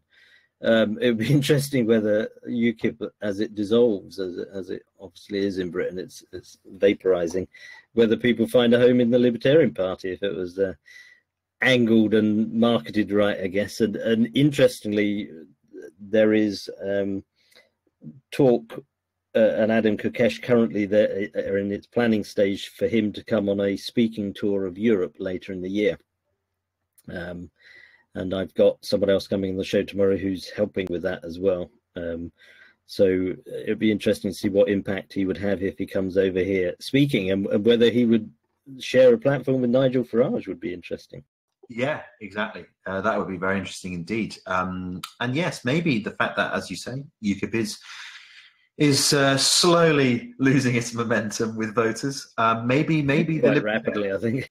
Maybe the Libertarian Party could come in and fill a gap there. Who knows? Interesting indeed. Right, I'm going to have to round up soon, Pensive. Anything else you'd like to talk about or say? I mean, if anyone would like to join the ranks of giving a few SPD on $1 a day, that would be great. I mean, I didn't get around to saying one of the one of the interesting things with $1 a day. When I started it, I had to hunt around for projects to support. Now I'm getting 3, 4, 5 a day, people approaching me with legitimate projects that they're starting off or already doing, wanting support, and the problem is I can't support enough projects with the number of people donating at the moment, and either I dilute it down and so people only get like one donation a month, or at the moment there's about 8 or 9 active ones, so I rotate them every week, and so they can build up a sort of little useful packet of money. But if I dilute it down and accept everyone, then people would only be getting sort of 1 or 2 at most a month.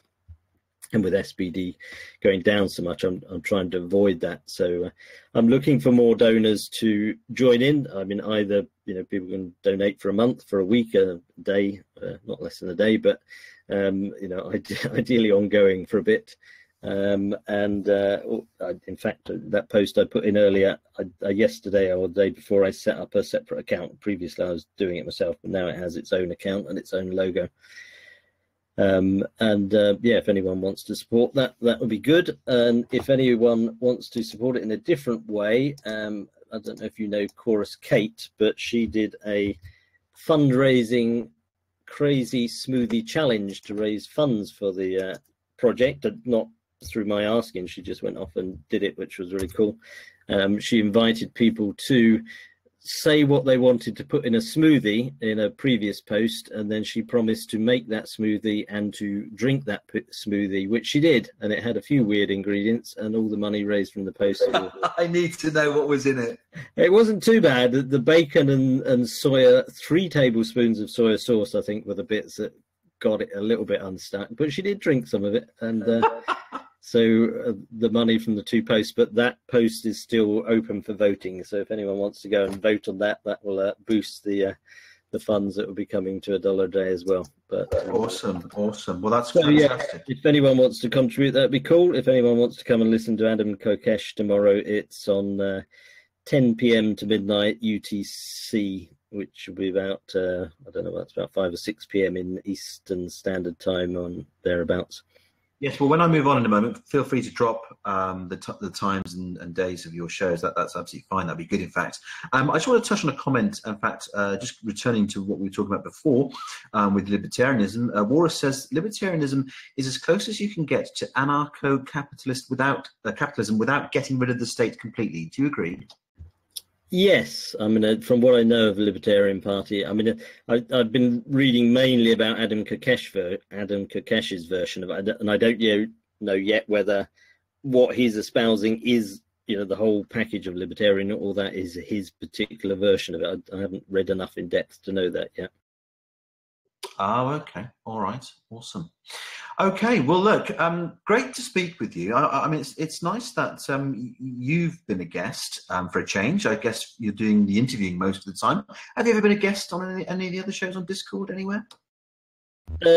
I've been on 1 or 2, but I mean, I was trying to tot up how many people I've interviewed, because I interview around 10 people a week now, because I do 3 on My Life in 8 Songs, and I'll usually have 5, 6, 7 people on the alternative lifestyle show. So I'm clocking up about 10 a week, and I've been doing it since January. So that's 6 times 4 is 24. So I must have interviewed over 200 people in the past 6 months. So it's a great way to get to know people on the blockchain. I mean, it is from top witnesses downwards.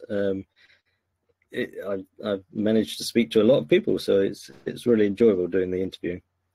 Yeah, no, well, I can relate to that. I've doing the shows that I've done for Whaleshares, I've bumped into all sorts of people. I've met some great people and formed some great relationships. So yeah, absolutely, it's a great way to get to know people for sure.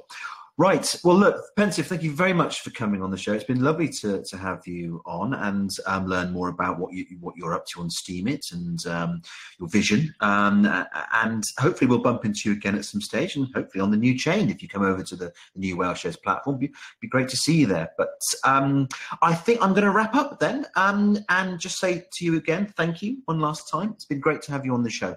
And exactly, Crystal Human. Yes, well said. Thank you. Thank you very much for inviting me. And as you said, it was interesting to turn the seats around and be the interviewee. So that was a good fun to do that. So, I totally enjoyed that. And after 3 hours of interviewing other people to swap round and being interviewed for a while, that's cool. So thank you. Excellent. Well, good. I'm glad you enjoyed it. All right, Penton. Well, thank you. Thank you very much for coming on the show. It's been an absolute pleasure. Thanks for inviting me. Cheers, then. Bye-bye. Ladies. Right. El Mick has just put up something on libertarianism there. Interesting. I'll might try coming back to that in a moment, but I'm going to have to move on because it is now time for a bit of music. And I'm looking forward to what Savo's got for us. So let me just see if he's there. Savo, are you there? I'm here. Hoi, how are you? Yeah, fine. And you?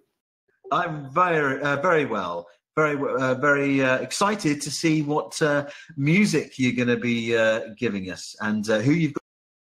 Yeah, today I have invited Termite.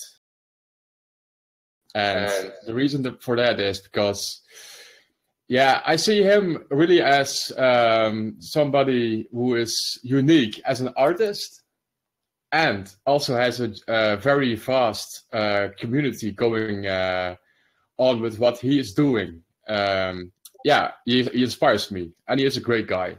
And he likes to work at night as well. So that helps. Yeah, but I don't know if he is muted or not. But let me see. No, he's not. He's unmuted. What's going on? What's going on, people? Hey, Termite. Thank you for that, man. That was kind. Yeah, it's true. But what you are doing. You are since September. You are on the blockchain, or are you trading a little bit? Sorry, say that again. Was that a question? Yeah, was that the day you first joined Steemit in September, and was that the day you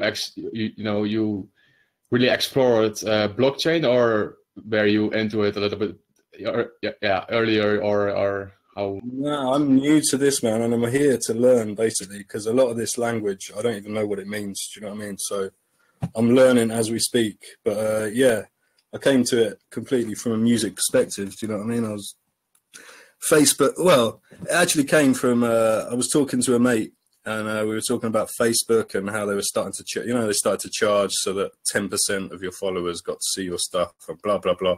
And he basically said, "Get on Steemit." So I got on Steemit, and it just happened. Basically, everything slotted into place, and it's nice. It's very nice. No, yeah. First, let me just introduce you with a song. I believe that people should hear, if they don't already all knowing you, they should hear what you make because it's always awesome. Do it, mate. Yeah, it's also the favorite song of you for me.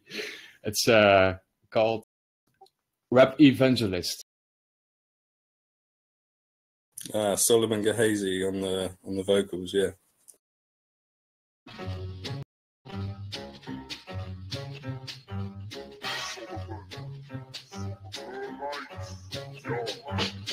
Poison like typhoid and cholera, outdated like the mercury thermometer, loud being popular to many rumour. Like astronaut studying the lunar consumer tumor, nasty like some old tuna or scorp humor. Grip like a rice dog, gamble with your life. Guys rolling the dice and pay the price that ain't nice. Hit with the mightiest might, yo fam see the light. Will trifling, hell hot and stifling, coming with the thunder and the lightning. David and the mighty men battle with the right feeling. Jimmy Jammer in your jammering jams, silly dappering, you dappering dance. Solomon come with the new plans. Spirit so remarkable, get more than you bargained for and see smoking joints that ain't even sparkable. Now some singers cardinal, marginal, most rap original. Break it down to the bare minimal, criminal, message subliminal, analog and digital, devil in the criminal, explanation pivotal. Solomon, knows to get biblical. Street rap evangelist, antagonistic antagonist, feeds the savages, ravenous and see smoking too much cannabis, paralysis, slept on like mattresses, analysis, living it fabulous. Aircraft carriers are harriers, blowing up your palaces, challenges, microphone damages, breakthrough on musical barriers, smash cardiovasculars, balancers. Tall like balances, CO2 canisters, malices, dialysis. We ain't the same like we speak different languages. Remain relevant, stomp like elephant. Estimate, last will and testament. Shook to your skeleton, sip without the medicine, it's evident. Proceed with caution, leave you nauseous. Spit tracks is gorgeous. Pain and distortion, it's hot and scorching. Probably worth a fortune, get your fair portion. Too much distortion, launching. The blundering blunder, outspoken mumbler. Ransacking, rambling rumbler. Solomon, Wolverhampton wanderer. Connect with termite and North Londoner.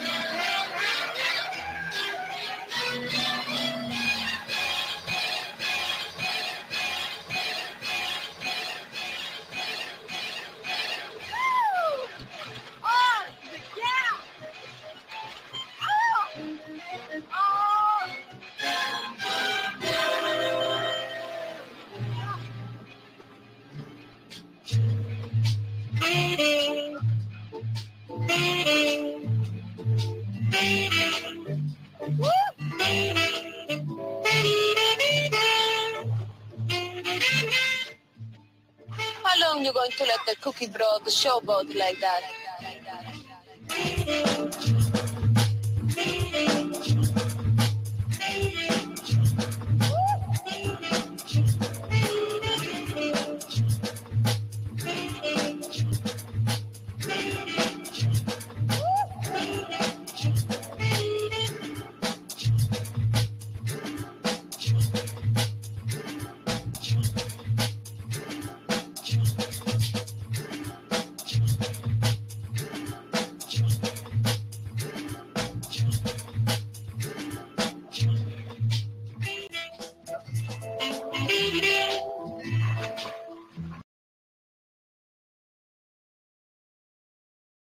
Now that, and I hope you can hear me, Termite, but that took me back to music I was listening to a little while, and it was by an amazing artist called The Streets.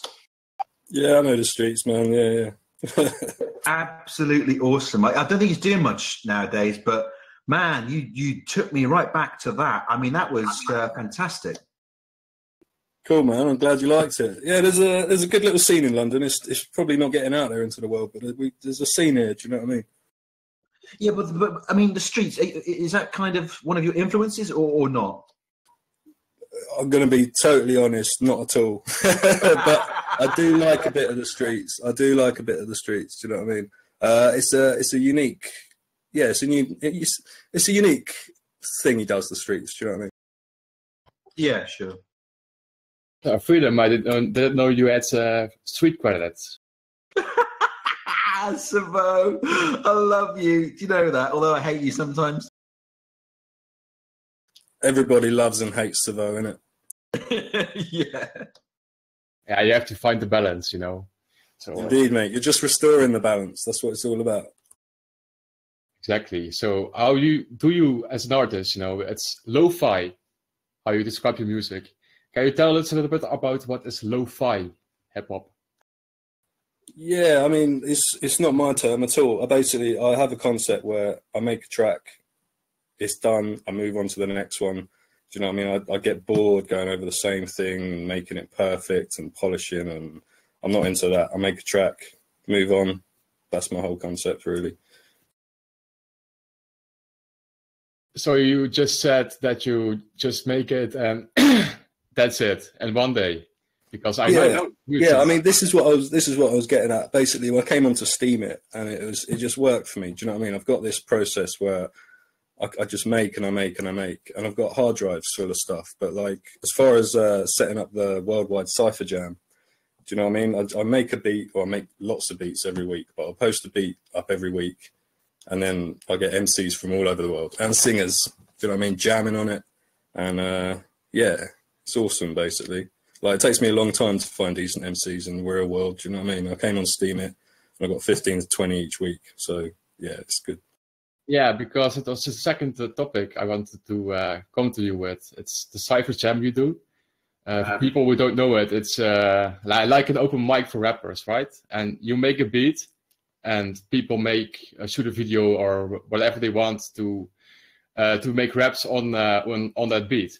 And what I see, you know, it's really a vast, always the same people who are doing it, right? And yeah, you know, I watch them also to check which rappers are, you know, very skilled, and yeah, can we maybe approach for a collaboration or something, you know? Well, this is it, man. I mean, when you're dealing on a worldwide, do you know what I mean? The world's full of rappers. Do you know what I mean? It's a crazy concept. It's blown my mind in a way. Do you know what I mean? It's So it's now been week 38. Yeah, 38. Yeah, I was going to say, like, it basically started, I was posting beats and people were saying, oh, I need to rap on that beat. Do you know what I mean? Can I use this? Can I? And it just made sense to me to just post them up, and whoever wants to use them, and make a competition out of it. Do you know what I mean? And yeah, it's good, man. And do you know what I mean? Everyone in there is basically doing it for the music.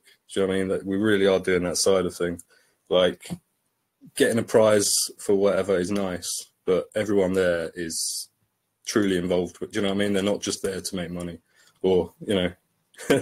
Yeah. I get you. Yeah, that's why. Yeah, I see. You know what you're doing. It's very likely to have a coin or something, or a token for that in the future, don't you think? That would be nice. As I say, I'm learning as we speak. Do you know what I mean? But yeah, from what I've spoke to you already about it, that would be pretty cool, man. But I see really potential, because I know you are pretty experienced as well with bringing out music, you know, not only online and drop it, but also, yeah, you have a own label, you said recently to me. I checked it out, and yeah, you have all these kind of opportunities for people, like the rappers who are following your Cypher Jam. Yeah, it works, man. Do you know what I mean? As I say, I can't say how much I get a buzz out of this whole thing, basically, because it's everything's just come together, and it's come together by getting on Steam It. Do you know what I mean? Like, I was doing all this stuff in different areas. Well, the same things, but Steam It's just brought it all together. Do you know what I mean? And is getting another audience as well. And like, I'm trying to link the real world. I don't have the language for this stuff. Do you know what I mean? But you know what I mean? I'm trying to like bring the internet world and the real world together. Do you know what I mean? Like, there's no reason why. Do you know what I mean? We're all linked now, basically. And this is what I've come to understand with this. We're time and space is irrelevant. Do you know what I mean? You don't have to go. You don't have to leave the house. This might be why humankind's doomed, but you don't have to leave the house to go and jam and make music. Do you know well, this termite, this is it, because you know, I don't know anymore which is the real world and which isn't. Whether blockchain is more the real world or the physical world is more the real world. I don't know. It's all become a bit odd, but in a good way. Digital and analog. Yeah, as I say, I'm a musician, so I'm coming completely from that angle. Do you know what I mean? But I hear you on what is the real world now. Do you know what I mean? Because if everyone's attention is in this world, then yeah, everything's different, isn't it? Yeah, this is it, and I'm so pleased that you you found blockchain. Did you say you've been on it 30? When did you find Steam It?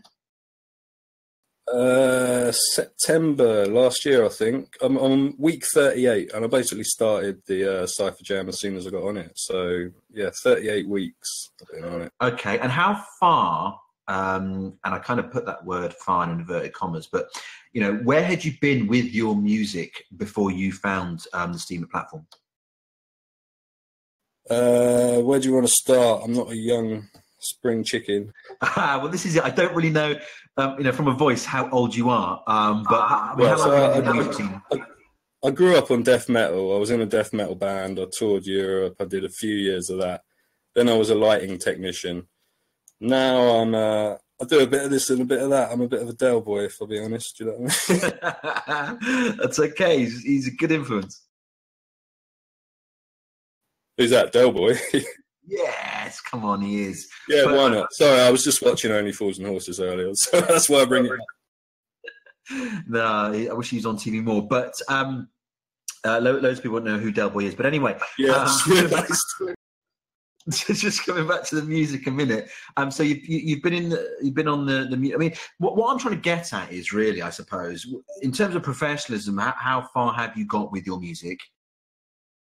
I'm not really sure what that question is, but I play live. Do you know what I mean? I played a festival the other week, and yeah, I get about. I'm not really into touring.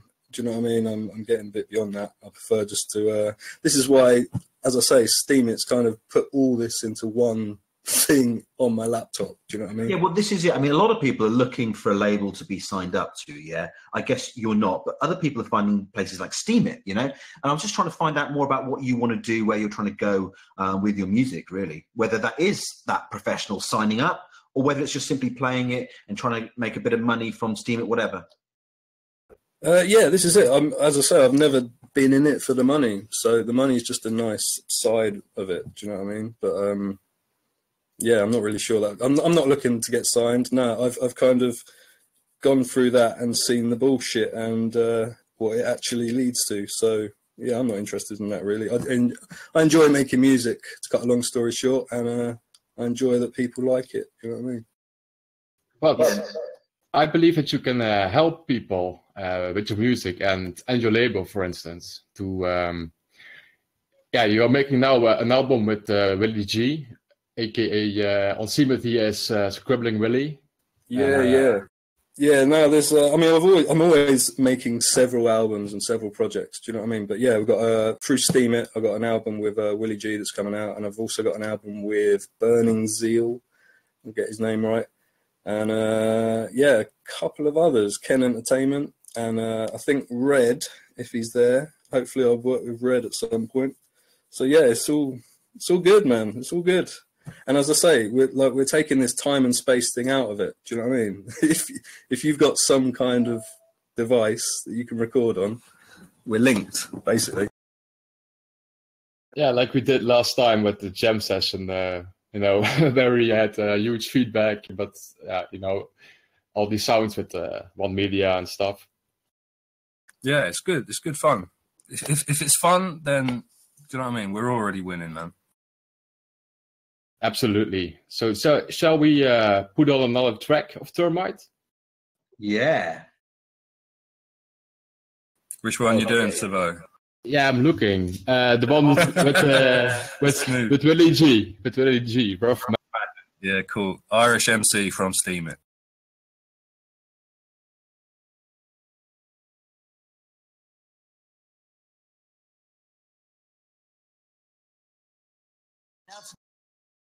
User, that sound lasts for 4 hours. Willie G, Termite, and sounds like this. Yo, spitting the wickedest shit, I be spitting the wickedest shit. Spitting the wickedest shit, I be spitting it, killing it quick.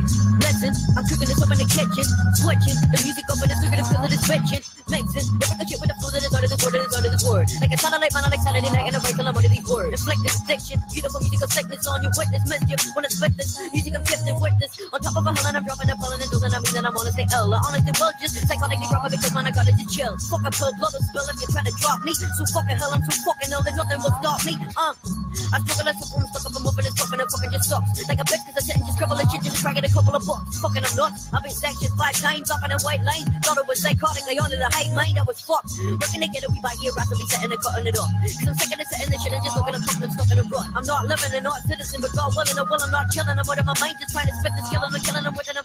Subject matter is just sitting me room, I'm just killing and sitting me ooh. Who I want to wait to the shop in the post office and getting me dough. It's fucking shit up in this bitch, lost in 6 fucking shit to the rugged rippers that struggle with pumping splits. I'm just looking if I can find a chick to suck this dick. But I think I really should be beamed up now. To the mothership, fucking I'm suffering, but it's the busted part. I'm on some other shit, got skills, but I like crack up in me like sitting alone at home. How do you attack that? Cause I'll be sitting alone, just sitting at home, I'm setting me out crack. I need to get up and get out in the mud, and I need to just put on me back. I can't hack it, it's isolation. I'm writing a piece and they're waiting to get back into the word. Seeking of like a mason, I might just leave the G while I'm waiting. Fuck it.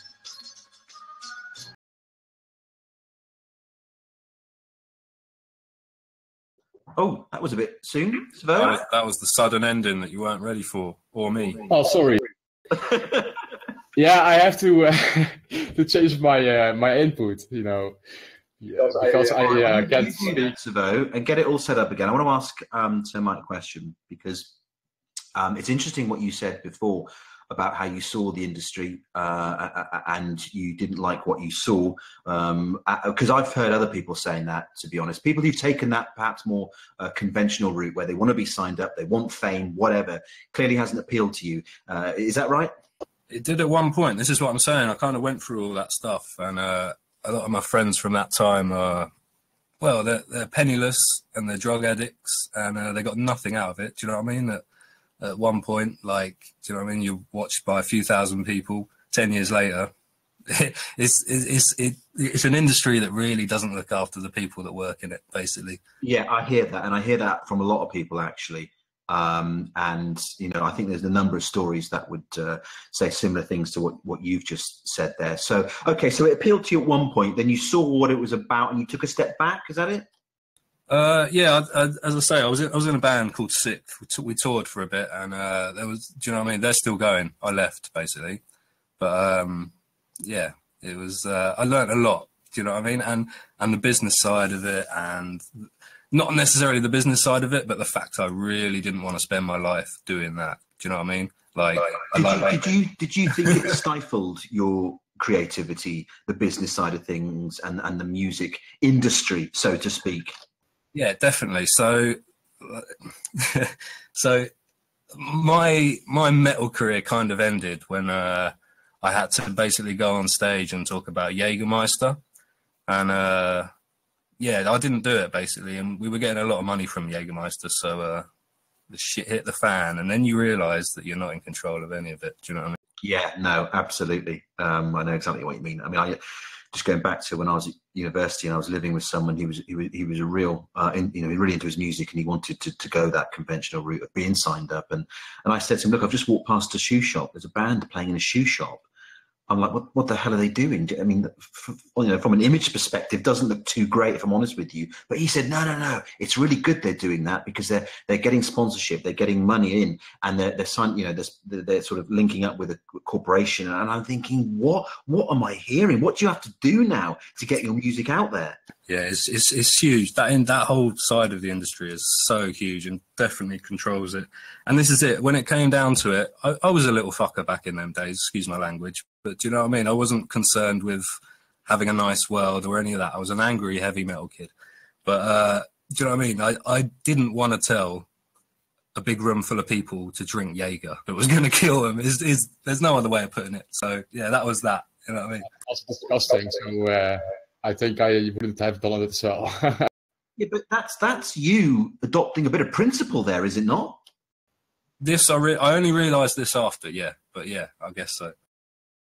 Okay, well, I think you made the right decision. But Savo, are we going to hear some more music? Yes. We have some tracks of Termite lined up. Yeah, Termite. Which one? I don't know. I sent you the Holly Flow Lightly, I think, a female MC I've been working with. Totally unreleased, so you won't hear this anywhere else. This ain't been released yet. Oh, yeah. Then how many can we spin, Freedom? Let's just get one more. Have a chat and see how it goes. Maybe we can fit one more in. I'm easy. You don't have to. It's up to you, man. You're in charge. Definitely want another song.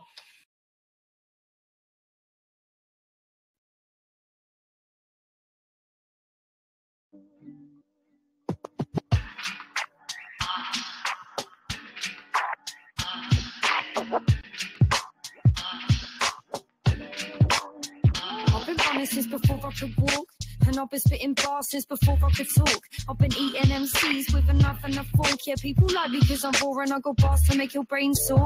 I've been tripping on a tree alive 4 or 5 days. Now I see the world up in completely different ways. About to get my Krishna one and get my head shaved. I'm saying no to fear and yes to love right from today. They say illegal, I say we're equal. Now profit, now refuse. They're not thinking about the people. Largely the people are peaceful, but they got the pedos in their steeple of cathedrals. Now think about the tree that died so you could eat your meatballs. While the drones fly in the sky, they're watching us like eagles. If you haven't noticed, the whole system is deceitful. It all comes down to money, it's the root of all the evil. Moon river, icy river. Now I see my future and the distance getting bigger.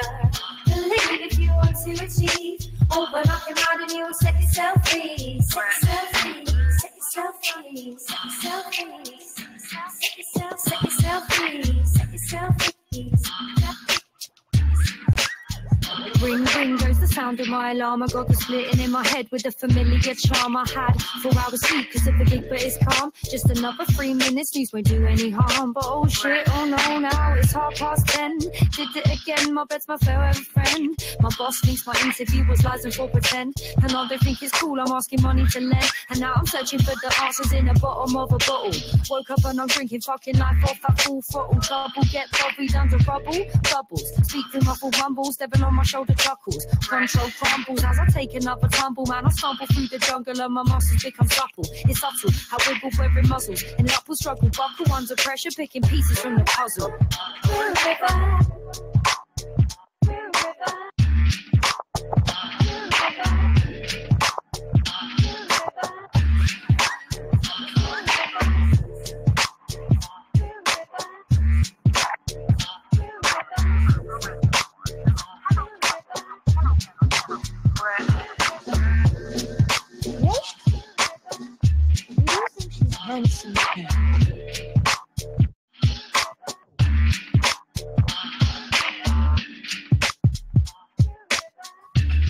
Wow, this chord makes it feel crazy, eh?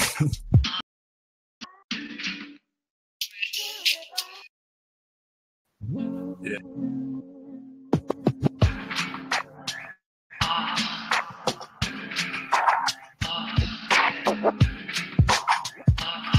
I think that's it, Sebo.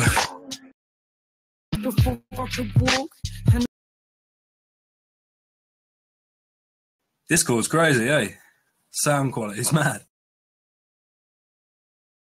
Savo, are you there? I'm here. I'm back. I switched to the right input again for the microphone. Yeah. I just love the imagery that I have when you're doing these things. You're pulling chords out and pushing them in elsewhere. But anyway, you're back. Cool. So yeah, the tracks they are pretty different in length. But anyways, Termite, how do you see yourself or yourself? How could you see a circular environment for a token or something with what you do in the song? Oh, this is a good question, and one I should have prepared for. But I don't know. I guess it works, right? I think you probably should explain and me go agree or not, really. Does that work? So hang on a minute. Termite, do you have your own token or are you thinking of setting one up? No, as I say, I'm learning, basically. I don't have a token. I do this on Steam, basically. Like, the prize fund for the Cypher Jam comes from the post. Do you know what I mean? Yeah, no, sure. Okay, so where were you going with that? Yeah, because we talked before yesterday, I believe, about it. And yeah, I'm just curious because if you have something with music, then it's also applicable, you know, only for music, of course. But yeah, I'm just curious.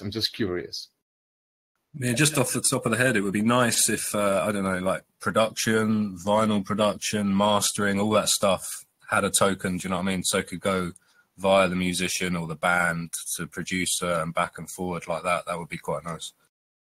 Yeah, that was what I was thinking myself. What you're doing with your label, for instance. I mean, you can really help artists, and yeah, like Willie G, for instance. Yeah, I mean, yeah. I mean, I'm pushing these people anyway. Do you know what I mean? But having that extra little bit behind it would be really nice. Yeah. Yeah. Can I ask? Sorry, Savo. Can I ask Mike? Do you know anything about Music Coin and what your thoughts are on it? Music Coin is one I've been meaning to look at for a long time right now, and yeah, I still need to have a look at it properly. This is it. I'm spend all my time making music, so when it comes to this stuff, I kind of rely on people like Savo to tell me. Do you know what I mean? And, yeah, no, sure. I mean, not just you know, a few people to tell me, because I don't spend my time researching this. I spend it making music, and I only have a certain amount of hours a day, as everyone does. Do you know what I mean? So yeah, I'm really here to learn what you guys are doing as well. Do you know what I mean? Yeah, no, sure. I mean, DJ Lethal Skills is your best bet there, but because he's an ambassador for them. But Music Coin MusicCoin is I don't know how it's doing itself, but the idea, the concept of either making music and getting it out there on a platform where people listen to it and you make money directly from that, that's an exciting prospect. It takes away the power and control from the labels, and I like the idea of that. Yeah, and I mean, in the same way that Steam, it almost makes you become a banker in that sense. Like, you become your own record label as well. Do you know what I mean? The record label concept's kind of, for me, it's not really applicable when it comes to things like this. Do you know what I mean? Yeah, exactly. And I'm all for that, because listen to the shit that's going on at the moment in that. Do you know what I mean? Yeah, definitely. Yeah, I really think that, I have thought about it in many ways. And I see different opportunities. But it's very inspiring. Alrighty, Savo. What else are we going to be talking about? Anything? I had just Termite lined up. Because he's a unique character, which is very on the ground. Actually, you're pretty on the ground, really. I don't know. I don't see the surface much, mate. Yeah, you're right. Yeah, but I had to talk to this with Ivan as well, Ivan, and he said, and on the ground is actually more like that people in the underground scene, they really seem to have more harmony with each other, and I think we are also having that on the blockchain, because we are now here on Discord and stuff, and that's really also all the harmony which is going on. So yeah, for musicians, it's also crazy big. Yeah, it's nice to have. Do you know what I mean? It's that working partnership that actually works without having someone in control. Basically, it works across the board. This is the thing. If it works with musicians, musicians are lazy. They don't really understand a lot of the numbers and the figures. But if we can do it, do you know what I mean? The world as a whole can do that. You know what I mean? It's a good test. You see, I'm jealous in many ways now of musicians who found the blockchain, because it's clearly going to improve their whole existence, really. But with someone like me, I'm TV and film script writing, and that's my main passion. But trying to break that industry is difficult. There's all those gatekeepers, like there are in the music industry. There are parallels. But for me and TV and film, the blockchain still doesn't quite help me out in the sense that it helps you out yet. Do you see what I'm saying? Yeah, I see that. My girlfriend works in film. I see that. Like, it doesn't really work. There's actually a guy, I don't know if anyone's heard of him, Vashmort. He released a film on the blockchain, like a little series he did, which was pretty cool. But again, you're gambling basically with your work at the moment. So yeah, exactly. Fair play to that guy, Vashmort. Yeah, no, that's it. It is a gamble at the moment, but I do see that there is scope for potential, and fair play to that guy, who's done it. Good for him. But at this stage, you're right, it is a gamble, because you would have to put your work out there and give it. So I was just going to say, I guess TV and film is bigger budgets, basically. Do you know what I mean? You can make an album with a relatively small budget. You're talking about a TV show. That's serious money that I don't think people want to play with yet. But do you know what I mean? It's only going to change. Well, this is it. I mean, the only thing at the moment, the way the blockchain can help me is simply by helping me raise revenue and funds to finance a film. Because if I could go down that independent filmmaking route, which for one of my projects, one of my scripts, certainly is a suitable route. That way you are financing it yourself, and that is where the blockchain can help me, simply by helping me raise money. So there's definitely scope there. Yeah, no, that definitely works. So I guess people are working with you on the project by funding it, and they get to follow it and do all this. Yeah, it's a different way of working, and it will take more time, I think, but it's definitely more inclusive, and your audience is there at the end of it as well, because they've been with you from when you've been making it. So I think, yeah, it's good. It's a good. Go on, Savo. From start to finish, I can imagine that making film,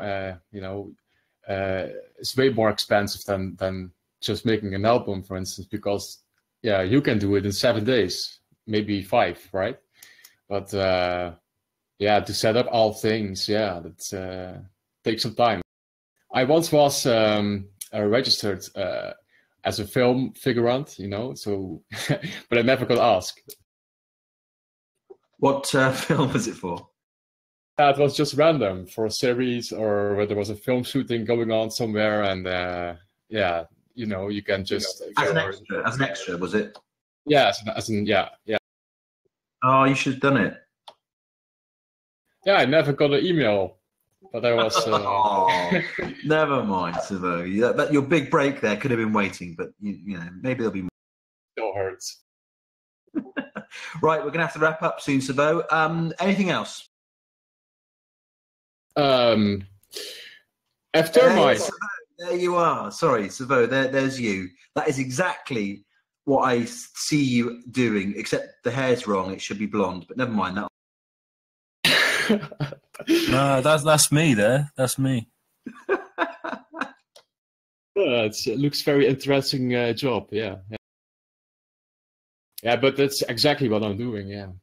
No, but termites. Yeah, do you have anything else to say? Maybe you want to promote something, or now is your time to.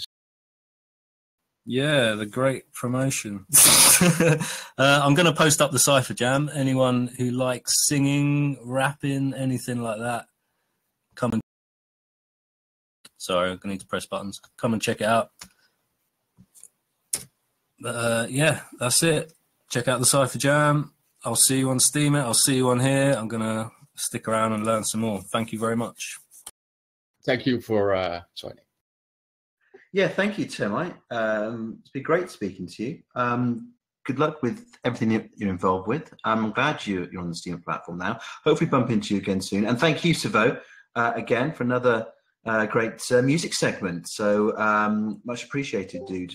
Right, what are we now? So 2 hours in. I'm going to just remind you guys that later on, in fact, in a little while, I will be asking you to DM me your BitShares username, and I'll be getting you all a few Beyond Bits later on. That's the token I shall be giving out tonight. Right, I'm going to wrap up then with the final segment of the show, and it is the community curation segment, or as some people have called it, the cruel curation segment, because basically, I'm not really after. It's just a little bit of fun. This isn't proper curation, so I don't want anything too serious. But if somebody does have a post that they wouldn't mind others assessing, then just quickly DM me now, can you? What happens is they pitch the post like they do in my other show on Sunday. You get 3 minutes to present your post, and then we all assess it. And this week, I want people to grade it as a percentage. So if someone has a post they would like to present, DM me, and I don't know if I am. It seems a bit quiet tonight, but and we're all going to assess your post. Hence the community curation aspect. So yeah, is somebody trying to get in? I can hear somebody talking. I know it's just somebody hitting their mic button. That's okay. That's okay. Crystal Pacheco, I'm going to pick on you. To start with, Crystal, do you have a post you'd like to present? Or has she run away? I forgot I had it on mute. Sure. Do you want a contest post or a fitness post? Oh, it's entirely up to you. You know, you're the victim. What do you want to do? Okay, I'll do a contest post. Give me 1 second.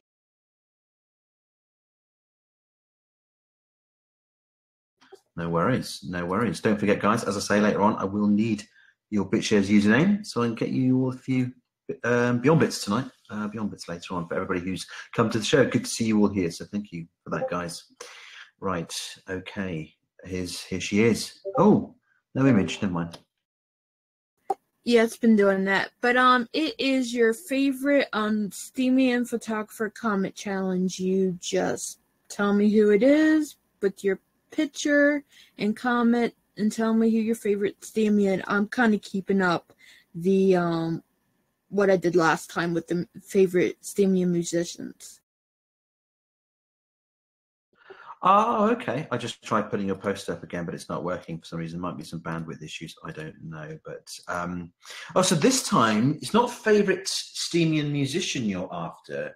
you're after a favourite steaming photographer, yeah? Yeah, I was trying to think what else, because I didn't want to, since I did music, I didn't want to do nothing musical, so I wanted to change the category. I was like, photography, there's a lot of ones that I love. I love Snicky's pictures, and I put her as my favorite, and yeah, just give me who you like the most, because there's a lot of undervalued people on the platform, I think, and this be a good way to them to get some love. Yeah, absolutely. It is a nice way of trying to expose some of the nicer people. In fact, lots of nice people on the platform, but it is a nice way to give them a bit of a spotlight there, for sure. And what's the prizes this week? Hair shares, because I'm Whaleshares broke, so it's back to hair shares. Oh, I told you need to be hodling them Whaleshares anyway. But okay, awesome. Right, guys, I want you to just at least give it a scan, and I want you to assess that post that you've just seen, and I want you to be fair. No, it's not. It's not out of 10. It's not out of 10. It's percentages I need. Unless you're really saying 9%. B plus? No. My God, I'm going to have to work all this out. A percentage. Anyone going to give me a percentage? Be fair. What's the phrase again? Judge unto others as you would wish to be judged yourselves. So that's what I'm looking for. I want fair assessments. There we go. We've got a few quite high, 111%. That's just through the roof, really. That's just beyond grading. But okay. Oh, we've got a flag from Crystal Human. Crystal Human's flagged it. Crystal, how do you feel about that? I don't know. I'm kind of heartbroken now. It's not very nice, is it? Blue-hearted 50%.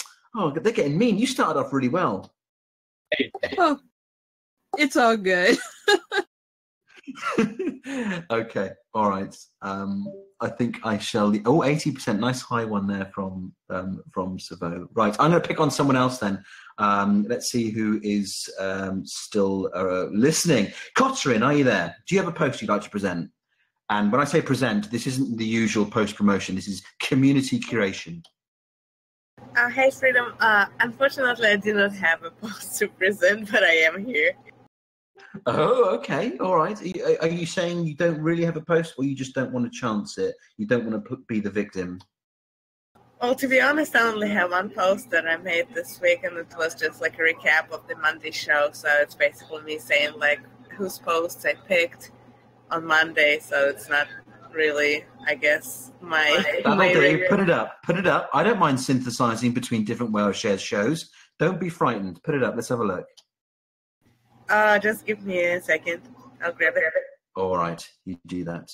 But Crystal, you did very well, actually, overall. You're into the 80s, I think, as a general.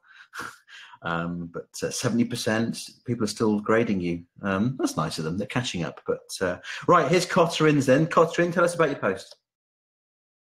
Well, this was my first post this week. Last week I went to Florida, and that's why I couldn't participate in the Monday show, but I did this, so I skipped it. But this Monday I was back, and I got a cold because it was so hot and humid there, and then I came to Detroit. It was so cold. It was almost freezing, like jacket weather, even though it's summer. So I was sick, and I had my low voice on the show. But anyways, I picked those posts, and basically in the post, I tell people why I picked them. And there's also some extra posts that I thought were worth an upvote from whoever was feeling generous to upvote them. And a little thanks to to Nick Floss's for hosting the show and our community leader, Fuzzy. That's about it. Okay, so it says you've been away because you've been visiting Florida. But how was Florida, by the way? It was my first time there. I loved it. I liked that it's hot outside. My only complaint is that I didn't get to see or eat a gator. The only regret is what? What's that? I didn't catch what you said, that last bit. Oh, an alligator. I didn't get to eat one because nobody wanted to go eat it with me, and I didn't get to see any. I kind of thought that I would see one because it's Florida, like Central Florida where I went. And so yeah, I was gonna eat one, but nobody wanted to go because they've tried it before, and I didn't want to eat it by myself. See, this is weird. A lot of people are saying it tastes like chicken, and I've heard that before, but I've never tasted alligator. To be honest with you, I don't think I ever really want to. I'm trying to reduce the amount of meat I eat, but oh well, I'm sorry you didn't get that opportunity. But hey ho. But anyway, back to your post. So this recap, do you do it every week? Yeah, I do it every time after the show, but I only cover the posts that I picked myself. I don't like go over the posts that other curators chose, because I guess I just read what I pick. Because actually what inspired me to make those posts is that sometimes I would get messages in DM on Discord, and people would, because I'm shown as curator in this server, and people sometimes would ask me what kind of content I curate, like what I like and what people like. So that kind of inspired me to write a recap of like my picks, and hopefully, I mean, there are so many of us and they all like different things. Nick always, and you did too, then you were a part of the show. You guys would always go for like long reads and just like stories. I usually go like for photography or something like that. So we all have different things that we like. So hopefully that helps people kind of see what posts we choose.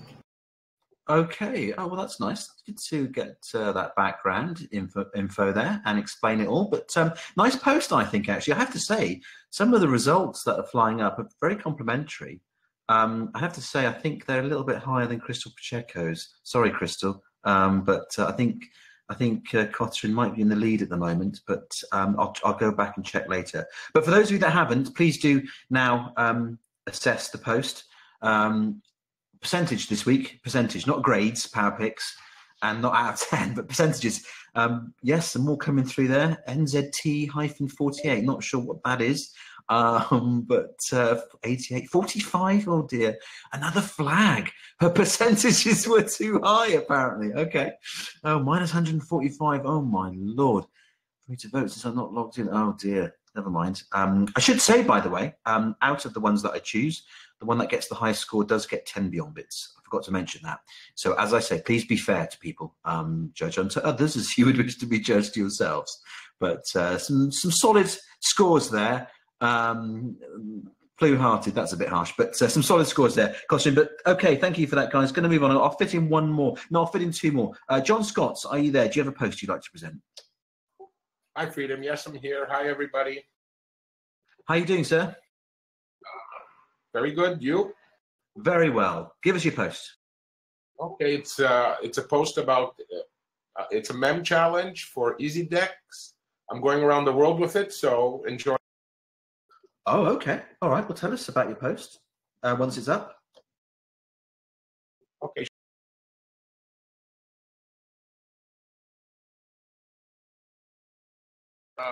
Basically, it's an expression of a photo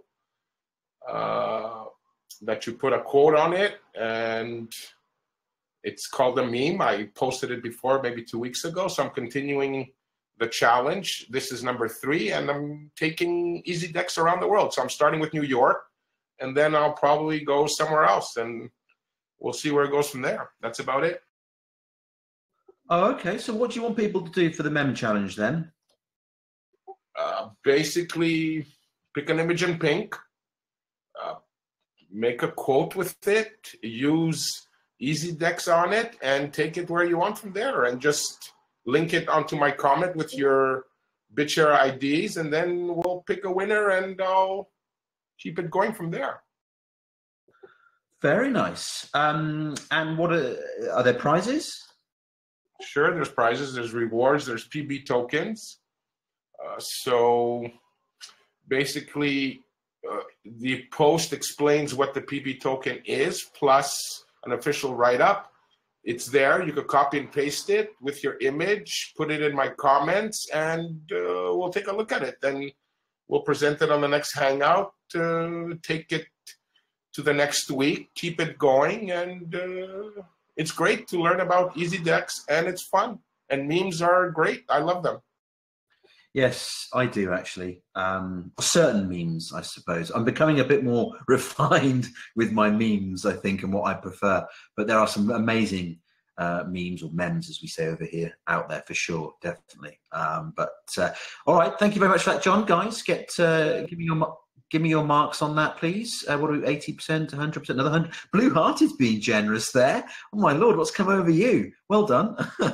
Generous moment there. Okay, 100, 180%. Okay, all 50% from Red's Falling. And Crystal Human, you're not, I don't know if I'm appreciating all the flags. I think that's being a bit harsh, to be honest with you.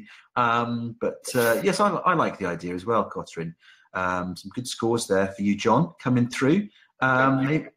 Maybe it's a good flag, Powerfix. Maybe it is. Maybe it isn't. Who knows? Maybe it's a positive flag. Maybe I missed something. I don't know. But all right, good. Thank you for that, John. Going to move on to Red's Falling. Red's Falling. Have you got a post for us? Yeah, hold on 1 second. Let me post it.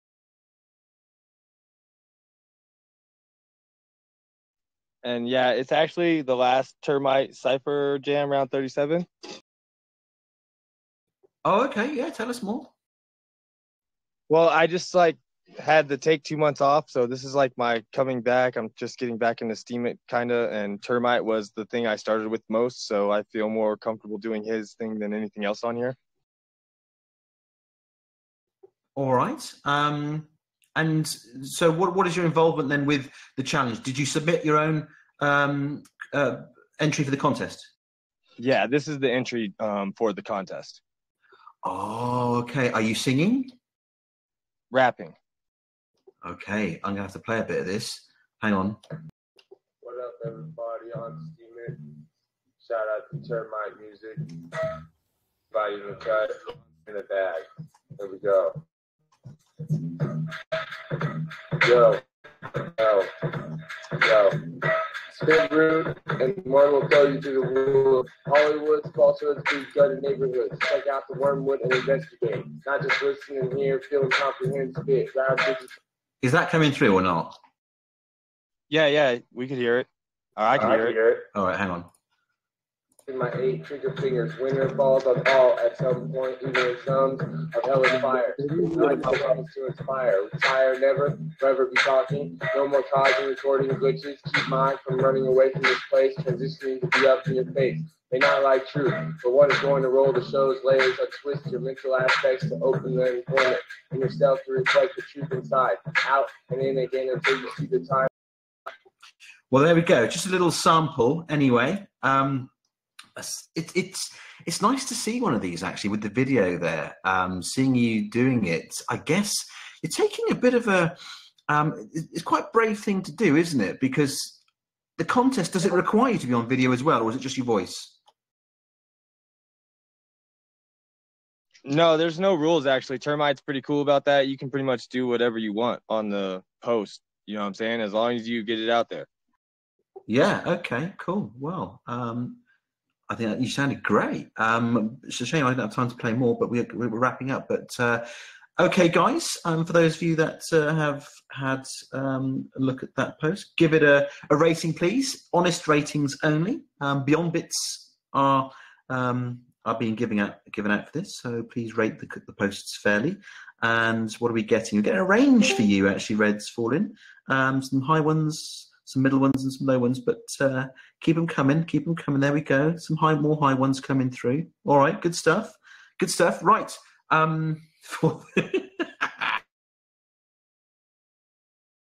If I took that score alone, I think that would be the winner. But I got to be a bit fairer than that. But thank you for that one. Thanks for that, Red's Falling. Right, I'll fit in one more, and then I'm going to wrap up. Who was it? Black Libertarian. Have you got a post? Yeah, Freedom, I do. Wait a minute. But don't forget, nothing too heavy. This is just a light-hearted curation spot. I don't have anything light. All right, well, put up something heavy, but maybe give us a light presentation. Okay, so this is my participation post for a contest of Carnal. This is about truth, and it's important. And in this post, I go through the importance of what is truth, post-truth, and also how we humans have faced the truth in the history of humanity. So I go first with the philosophers of Athens.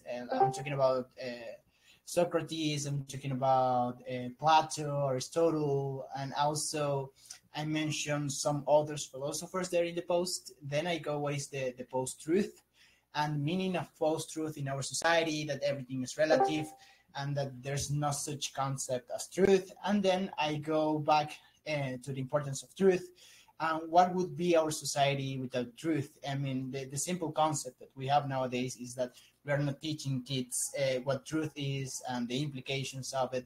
Rather, we are teaching them that everything is right and everyone could have a position and it is very valid. And those are the things that we are explaining in the society. And if we lost the sense of truth, we are going to be losing our society and all the things that we have constructed or built up. And well, that's it. A little bit, not that heavy. Well, I mean, your posts are always pretty serious, to be honest, but they're great posts, don't get me wrong. And this is another fantastic post. But I mean, the importance of truth, as you say, you know, it's truth is a concept at the moment, it seems, which can be manipulated depending on the narrative you're working with or the agenda you're pursuing. And we've gone pretty wrong, I think, with the truth. But it's a great post, and I like it. But yes, this could provoke a whole massive debate, which we just clearly don't have time for now. But interesting post. Thank you very much. You're getting some high scores there, dude, coming through. I mean, you know, your work is always very good. So well done. 110 there for movement 19. So good stuff indeed. Okay, guys, just put that link up one more time if you'd like to give me your final scores. That would be awesome. And then I think I'm going to wrap up. It's been a great show. It really has. So 99% from AOE. AOE? Is that? I don't know how you pronounce that, but The flag. The flags again. Yeah, Crystal Human is just relentlessly on the flags. I don't know why. I think he's had a bad day. I don't know. I don't know why, but anyway, who knows what's what.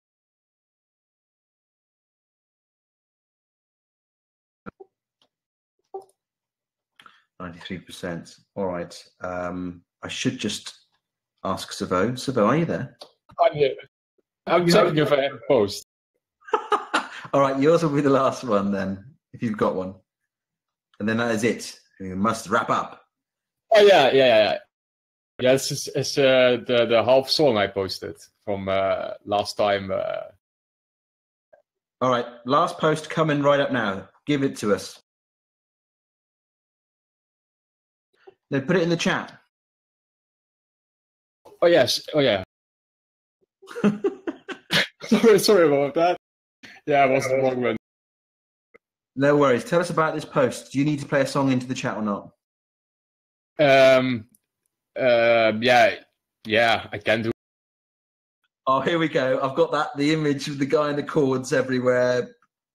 Go on, go for it. We'll just have to wait 10 minutes, but don't worry, he'll get there. Power picks, put Savo up again.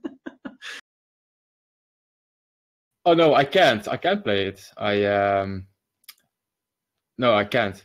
Well, hang on. Let me play it, and let's just see if I can do it the way I did before. It might be a bit muffled, but at least people might hear some of it. Hang on.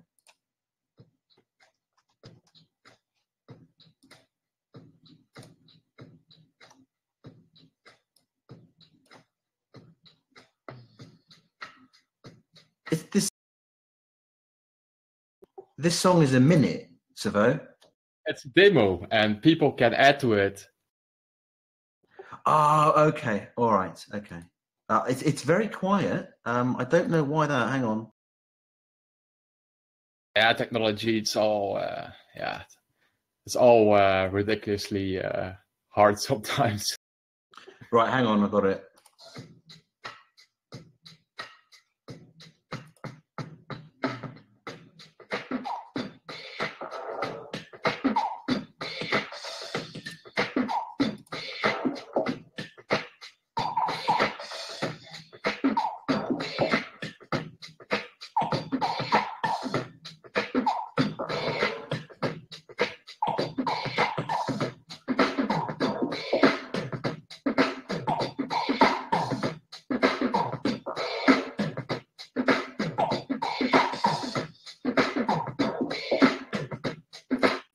Well, there we go. That's a sample of a song you want people to rap to, Savo?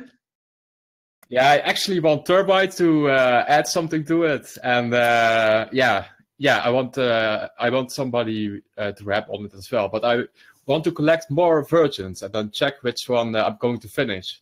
You want to collect more versions? Versions. Versions. Okay, phew. Yeah, Papex. I thought how many do you need? Yeah, like 70 or something. Okay, all right. I'm glad we clarified that. But I love all this collaboration. I think it's great. I mean, that's what's so amazing about this platform. The fact that it brings people together, and we've got all these sort of collaboration contests going on. I mean, it's been such a huge success for music in general. I think the blockchain, and good to see all this. Good to see it all being taken advantage of. So great stuff. All right, Savo. Good tune. Let me just grab the post again. I'll just put it up again, will you, Savo? Thanks, man. Yeah, it's really, I think the collaboration aspect is really something which is now a bit more than it was before. I really try to push it as well, because people can learn from each other.